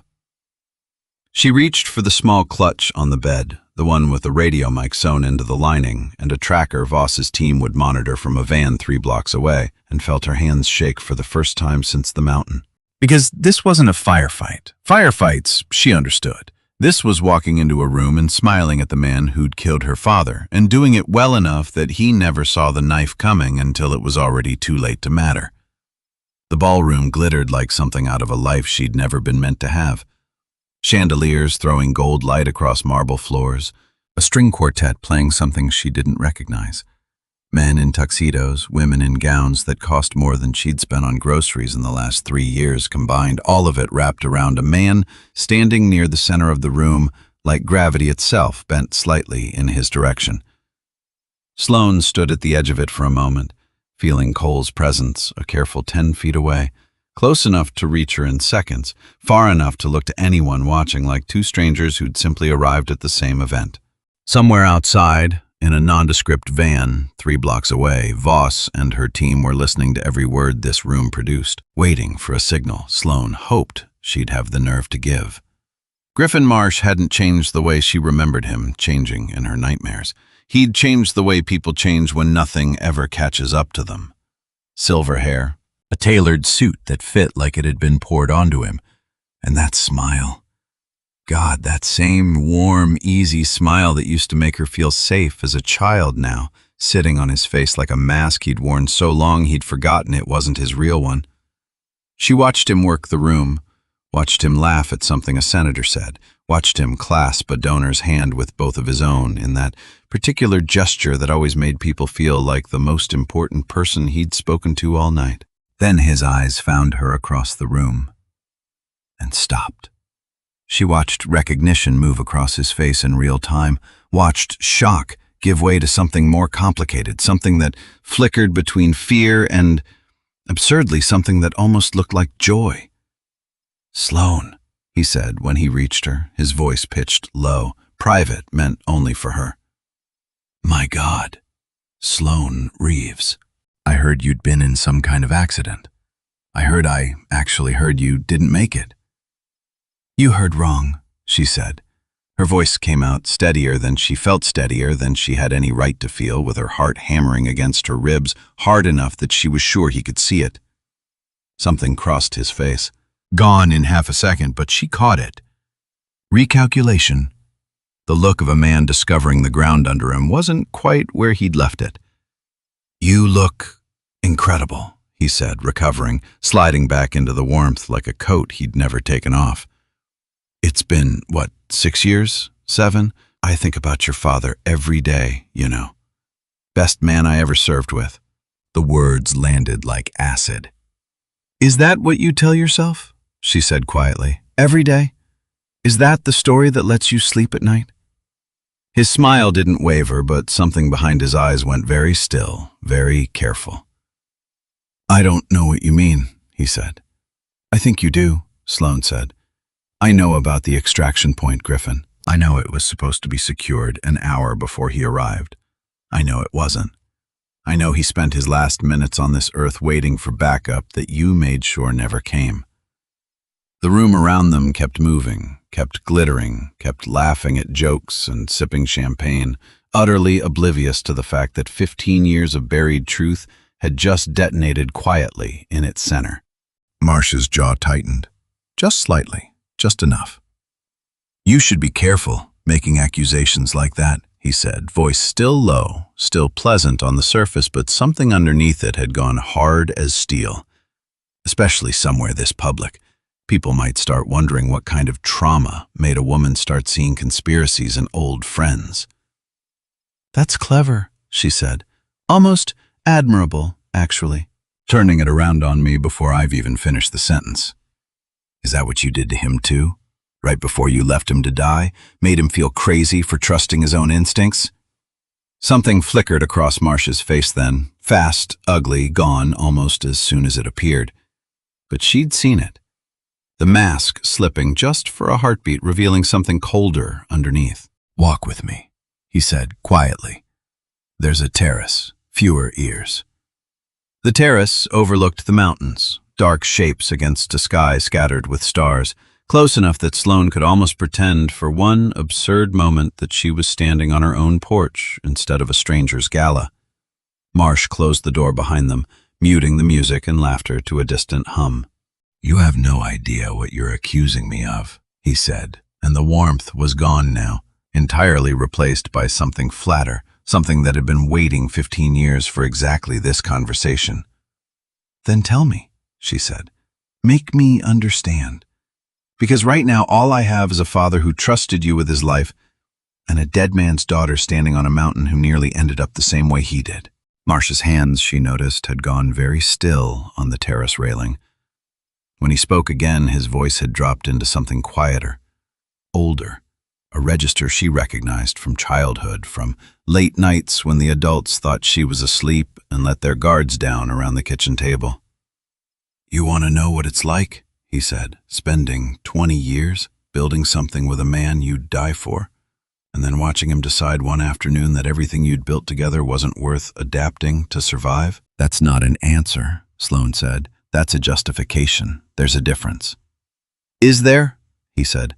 "From where I'm standing, every great betrayal in history started as somebody's very reasonable justification." "Nightwatch was dying," he said finally. "Bleeding budget, bleeding relevance. Your father wanted to keep fighting a war that half of Washington had already decided wasn't worth funding anymore. I saw where it was headed. I saw an opportunity to build something that would actually survive, something with real resources, real reach." "At the cost of his life," Sloane said. "At the cost of one man who refused to see the future clearly," Marsh said. And there it was, finally, the ugly truth stepping fully out of its expensive suit. "I offered him a place in what I was building. Begged him, honestly. Told him the old ways were finished, that men like us needed to evolve or get left behind with the rest of the relics nobody remembered to thank. He said no. Said I'd stopped being the man he trusted. Said he'd report everything he suspected the moment he got back from that extraction. So you made sure he never got back, Sloane said, and her voice had gone very quiet, very dangerous. Marsh looked at her for a long moment, and something in his expression, for just a second, looked almost like grief. I loved your father, he said. That part was never a lie. But loving someone doesn't mean you let them destroy everything you've built because they can't adapt to a changing world. You didn't just destroy his career, Sloane said. You murdered him.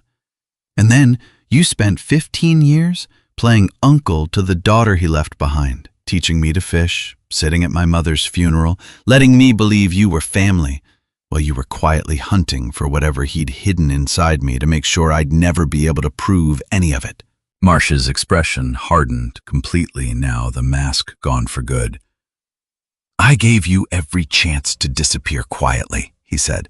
That mountain should have swallowed you the way it was supposed to. Instead, you climbed out, and now you've made yourself a problem I have to solve properly this time. Behind her, the terrace door opened. Cole stepped through it, tuxedo jacket already discarded somewhere, sidearm drawn and steady, and for the first time all night, Griffin Marsh's careful composure actually cracked. Step away from her, Cole said, voice flat. Final. Marsh's eyes flicked between them, calculating the way a cornered man calculates looking for an angle that didn't exist. Lieutenant Cole, he said. I remember you. Your extraction, if I recall, was a close one. Closer than it should have been, Cole said. Funny how that keeps happening around you. Marsh's hand moved fast toward the inside of his jacket, and Sloane's whole body reacted before her mind finished processing the threat. Years of training igniting in an instant, closing the distance and driving her palm hard into his wrist before the weapon could clear its holster. The pistol clattered across the terrace stone. Marsh staggered back, more surprised than hurt, and for one suspended second nobody moved. Then he shouted a single word into the night. Sharp, commanding. A word that meant nothing to Sloane and everything to the two men who came through the terrace's side entrance a heartbeat later, both of them in the black suits of private security, both of them already reaching for concealed weapons of their own. Cole moved first, faster than Sloane's eyes could fully track, closing on the nearest guard and driving him back into a stone pillar, hard enough to crack the man's composure, along with, probably, a rib. The second guard swung toward Sloane, and every instinct her father had ever drilled into her over a lifetime of quiet Sunday mornings on that mountain came roaring up at once. She dropped low, let his first strike sail over her shoulder and drove her elbow up into his jaw with everything her legs could give it. He staggered. She didn't let him recover, sweeping his leg out from under him and following him down onto the terrace stone with a knee that ended the fight before it had properly started. Somewhere behind her, Cole finished his own guard with a short, brutal economy of motion that spoke of 100 training rooms and at least a few real ones, and then the terrace, for one strange, ringing moment, went quiet. Marsh, alone now, weaponless, stared at the two of them like a man watching his last available option evaporate in real time. Sloane looked down at him, and for one long, terrible second she understood exactly how easy it would be. One motion. One choice her father's training had prepared her to make 100 times over in situations far less personal than this one. Nobody on this terrace would blame her. Some part of her, the part still 11 years old in a windowless clinic, still 12 years old watching two men in dress uniforms walk up a porch, wanted nothing more than to make him disappear the same way he'd made her father disappear. Except that wasn't justice. That was just more of the same violence dressed up as an ending. And her father hadn't died so she could become the kind of person who solved every betrayal with a body on the ground. She let the thought pass through her like weather. Let it come, let it burn, let it go. Run, Sloane said quietly, and there was something almost gentle in the way she said it, something that made the offer worse than any threat could have. Go on. See how far you get. I promise you it won't be far enough. He didn't run. Something in him, some last surviving fragment of the man who used to teach a little girl to cast a fishing line, seemed to understand there was no version of tonight that ended any other way. Voss's voice crackled through the earpiece hidden beneath Sloane's hair, calm, urgent. "We have everything. The confession is on record. Security's moving in now. Do not let him leave that terrace." Marsh heard it too, some ghost of the transmission bleeding through the quiet night air, and something in his face finally, completely collapsed.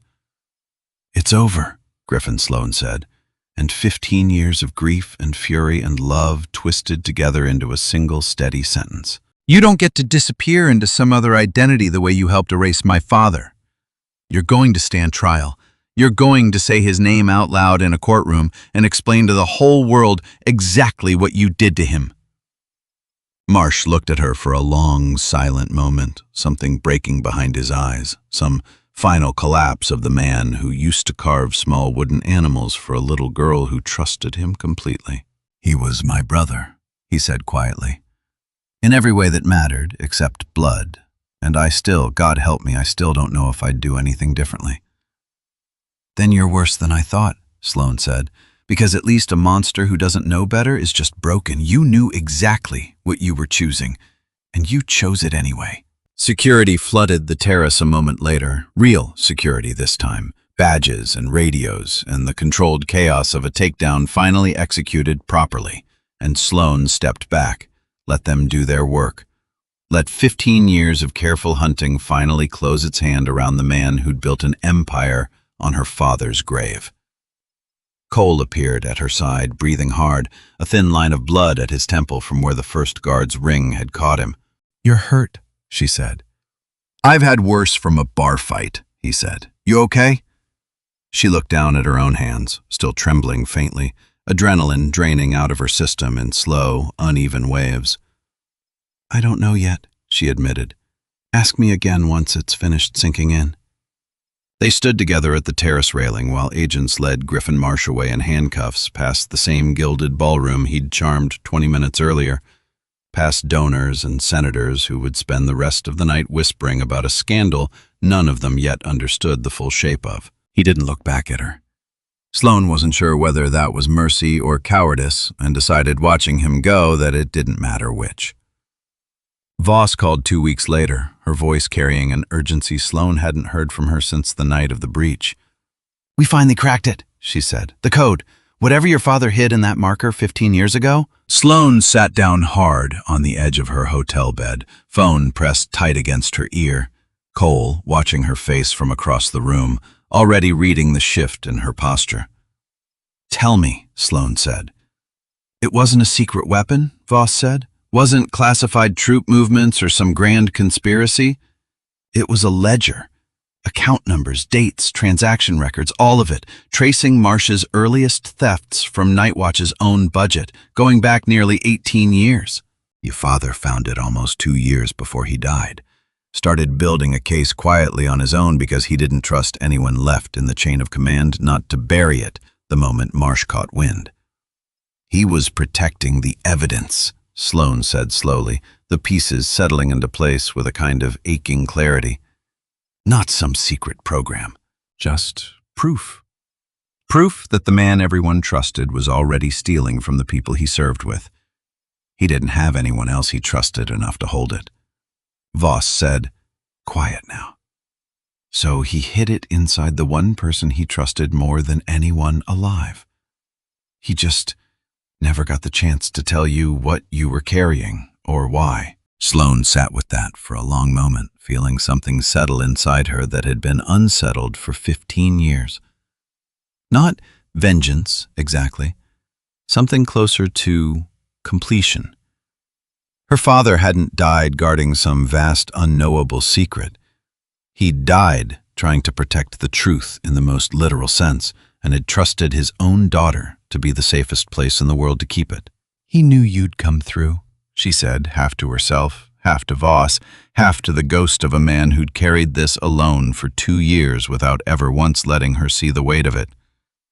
"Even though he never told me, he knew somehow that I'd be strong enough to finish what he started. That evidence," Voss said, "is what convicted Marsh in the end. More than Holloway. More than the confession you recorded on that terrace. Your father built the case himself years before either of us knew to look for it. He just needed someone to finally open the file. There's one more piece, Voss added, quieter now. The men on that ridge, the ones who ambushed Cole's team the day you fired those first 2 shots? Sloane's stomach tightened. Tell me. They weren't random, Voss said. They were Marsh's contractors. Cole's team had stumbled onto one of his black market weapons shipments during a routine patrol, purely by accident. No idea whose operation they'd walked into. Marsh gave the order to eliminate them, rather than risk the exposure. You just happened to be the one person on that mountain who could shoot straight enough to stop it. Sloane closed her eyes, the pieces finally locking into a shape that made a terrible kind of sense. So the avalanche wasn't random either. No, Voss said. Once his men reported a shooter with that kind of precision working alone from that exact stretch of the Bitterroot marsh made the connection almost immediately. Nobody shoots like that except someone Daniel Reeves trained personally. He didn't know for certain it was you, but he couldn't afford to be wrong. So he buried the whole mountain to make sure. He tried to kill me twice in one afternoon, Sloane said, and the words came out flat, almost disbelieving before they left any evidence. And failed twice, Cole said quietly from across the room. That's not nothing. After she hung up, Sloane sat in the quiet hotel room for a long while, phone still warm in her hand, until Cole crossed the room and sat down beside her without asking what she needed first. He wasn't protecting some grand secret, she told him finally. He was protecting the truth. That's all it ever was, a ledger. Numbers on a page that somebody didn't want anyone to see. Sometimes that's the most dangerous thing in the world, Cole said quietly. The truth written down somewhere it can't be argued with. She leaned into him then, just slightly, just enough, and felt him steady around her the way the mountain used to. Solid and unmoving and exactly where she needed it to be. The trial took 4 months. Sloane sat through every single day of it in the back row, cold beside her every time, watching Griffin Marsh's careful practiced charm slowly crumble under the weight of evidence Voss's team had spent months assembling. Financial records, communications intercepts, 2 former associates who'd finally decided their consciences outweighed their fear. She took the stand on the 12th day, stood in front of a jury of 12 strangers and told them about a shelf of small carved animals, about a man who taught her to fish, about a needle in a windowless clinic when she was 11 years old and too trusting to understand what was being hidden inside her. She watched the jury's faces while she talked, watched sympathy and anger move across them in equal measure, and understood somewhere in the middle of her own testimony that she was finally doing the one thing her father never got the chance to do. Telling the truth out loud in a room where it mattered. Marsh's lawyers tried everything, painted her as traumatized, unreliable a woman whose isolation on a mountain for 5 years had left her vulnerable to elaborate delusions about a family friend. She let them try. Let the prosecution dismantle every version of that story with documents Marsh himself had signed, transactions Marsh himself had authorized, a paper trail 15 years deep that no amount of charisma could talk its way around. Cole testified too on the 19th day, steady and unshakable under cross-examination, in a way that made Sloane, watching from the gallery, understand all over again exactly why her father had trusted him enough to come back for him under fire. Voss testified on the 22nd, laying out 15 years of institutional blindness with a candor that cost her career and, judging by the set of her jaw the whole time she spoke, that she'd decided was worth paying without a second thought. Even Wade Holloway took the stand, thinner than Sloane remembered him from that first terrible night, his voice cracking through an account of coercion and threat that painted Marsh not just as a killer, but as a man who built his empire on the desperation of people with nowhere else to turn. The verdict, when it came, felt strangely quiet. No fireworks, no sense of triumph, just a courtroom full of exhausted people finally hearing a judge say the word guilty, and a 15-year weight lifting off Sloane's chest so slowly she almost didn't notice it was gone until she tried to breathe and found there was suddenly room for it. Outside the courthouse, reporters shouted questions she didn't answer. Cole's hand found hers, familiar now in a way that felt less like comfort and more like home. You did it, he said quietly. We did it, she corrected. I wouldn't have made it through any of this without you standing next to me. He smiled, small and tired and real. That's the thing about promises, he said. Once you make one to a man like your father, you don't get to half keep it. Voss found them on the courthouse steps a few minutes later, the crowd of reporters finally thinning as the afternoon light softened toward evening. Nightwatch is being formally decommissioned, she said. For real, this time. No more shadow budget, no more secrets kept from the people who ought to have known. Your father's file is being unsealed, full honors, a proper accounting of everything he actually did for this country, instead of the silence he got instead. Sloane felt something in her chest loosen at that. Some final knot she hadn't realized was still holding 15 years of grief in place. He would have hated the fuss, she said, and something like a laugh escaped her, small and surprised, the first one that had felt entirely unguarded in longer than she could remember. Then it's a good thing he's not here to complain about it, Voss said, something almost fond in her voice now. The careful, professional distance she'd carried since the night in that medical tent, finally, quietly giving way to something warmer. Go home, Sloane. Take some time. You've earned more than most people ever will. They held the ceremony on a gray Tuesday morning in March at a national cemetery outside Washington that Sloane had never once visited in 15 years, because visiting would have meant admitting there was a grave to visit, a marker with a date on it that closed a door she'd spent her whole adult life refusing to shut. More people came than she expected. Men she'd never met, weathered and quiet, introducing themselves in low voices as operators her father had trained, men whose lives had been shaped by his patience and his stubbornness in ways they'd carried with them for decades. One of them, gray-haired and leaning on a cane, told her he owed her father his life twice over, and that he'd spent 15 years wishing he'd had the chance to say so. He talked about you, too, the man added, watching her face carefully.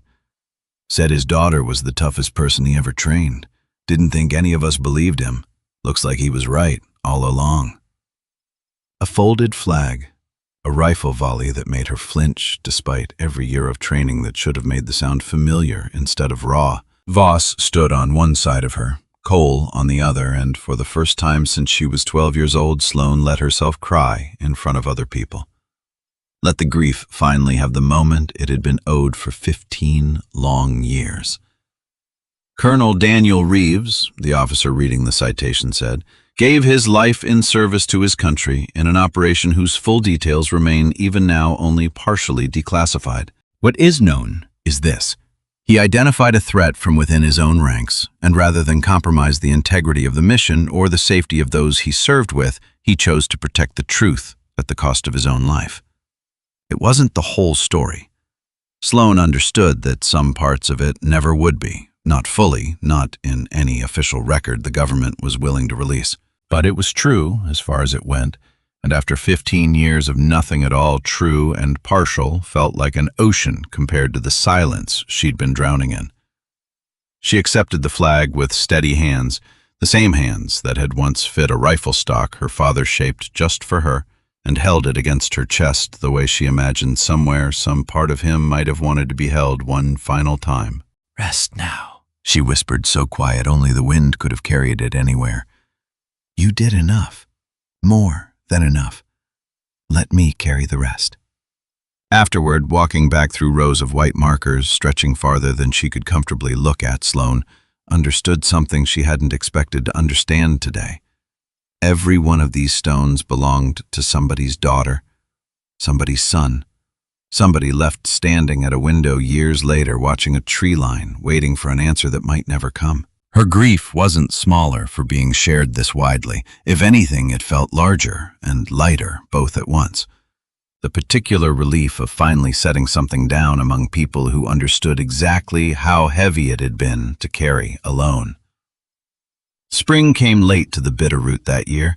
Sloane stood on her porch in April watching the last stubborn patches of snow surrender to sun-warmed earth, watching green push up through ground that had been frozen solid the last time she stood in this exact spot. The cabin needed work. The roof had taken damage over a winter she hadn't been there to maintain it through. The wood pile was gone, scavenged by something wild during her long absence, but the bones of it were still good, still hers. She spent the first 2 days simply walking the property, reacquainting herself with a life she'd built to survive on and had somehow, without meaning to, turned into a life worth actually living. The creek behind the cabin, swollen with snowmelt, singing over stones the way it always did this time of year. The old porch swing her father had built the summer before he died, still hanging, weathered but sturdy from the beam he'd anchored it to 20 years ago. She sat in it for an hour on the second evening, not thinking about anything in particular, just letting the mountain hold her the way it always had before she understood what it had actually been protecting her from. She found her rifle exactly where she'd left it, buried under a season of snow but otherwise untouched, and spent an afternoon cleaning it on the porch, oiling the bolt, running a cloth along the stock her father had shaped for hands smaller than his own. It felt different in her grip now. Steadier, maybe, just less like a wall and more like a tool she'd chosen to keep rather than a habit she couldn't put down. She'd come back alone. Told Cole she needed this part for herself, this first return to the mountain that had tried to bury her, and instead had ended up delivering her into a truth she'd spent 15 years running from. She walked to the tree line where she'd first spotted the SEAL team all those months ago and stood there a long moment, letting the memory move through her without flinching away from it. The gunfire, the avalanche, the cold, crushing dark that had almost been the end of everything. Instead, it had been the beginning. She thought about the girl she'd been before that day. Careful, closed, certain that the only way to survive loss was to make sure nothing else ever got close enough to be lost again. That girl had been strong in her own narrow way. But she'd also been half-buried long before any avalanche found her sealed inside a grief she'd never let herself fully feel because feeling it meant admitting how much she'd actually lost. The woman standing in this clearing now felt different.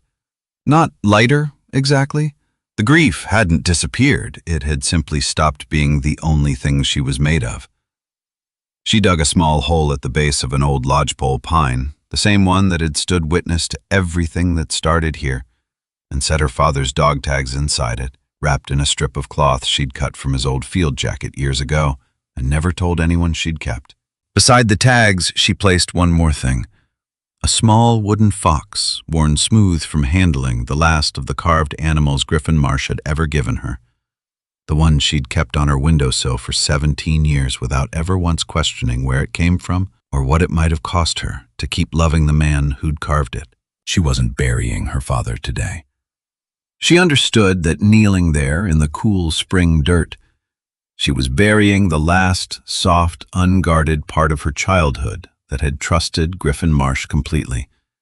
The part that still, somewhere, underneath everything else, mourned the uncle she'd believed him to be, as much as it hated the man he'd actually become. Both things were true. She'd finally stopped needing them not to be. "I finally know Dad," she said, quiet to the wind, to the mountain, to whatever part of him might still be listening somewhere in all this cold, clean air. "I know what happened. I know who did it, and I made him answer for it. I hope wherever you are, that's enough. I'm not the girl you left on this mountain anymore," she added, and her voice caught just slightly on the last words. "I don't know if that's a good thing or a hard thing, maybe both, but I think you'd be proud of who I turned into either way."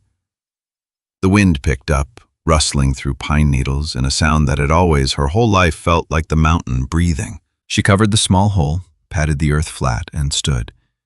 Behind her, gravel crunched under tires, an engine cutting off somewhere down the drive she still hadn't fully cleared of winter debris.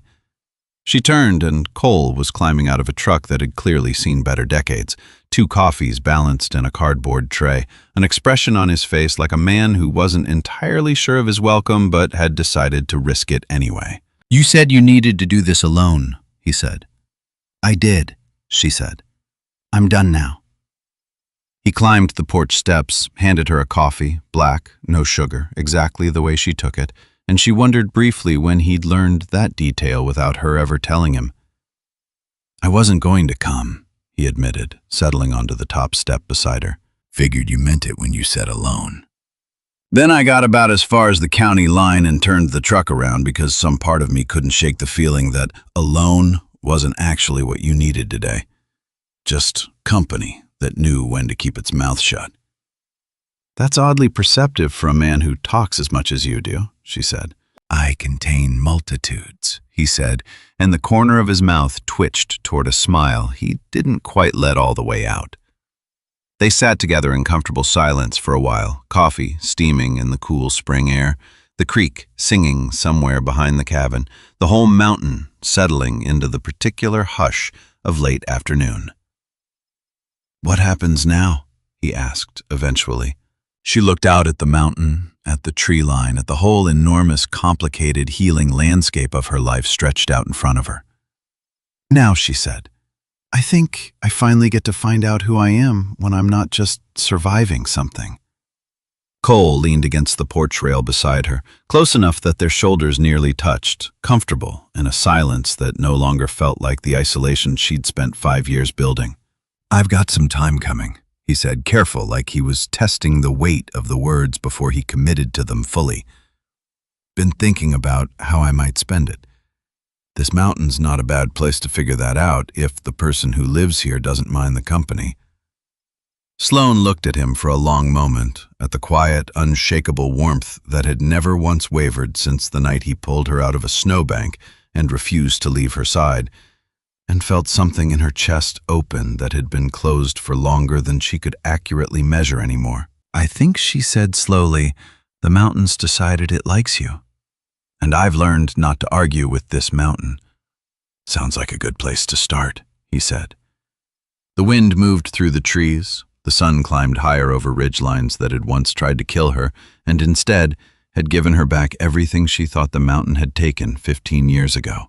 Somewhere below, the creek kept singing over stones that had worn smooth across 100 years of spring thaws, patient in the way only rivers and mountains and grief itself ever really are, wearing everything down eventually into something softer than it started out being. Sloane thought about the girl on the ridge, 600 yards from a stranger's life, deciding in half a heartbeat that it mattered more than her own careful invisibility. Thought about the woman she'd become in the months since the courtrooms and the confessions and the terrace where 15 years of silence had finally broken open into truth.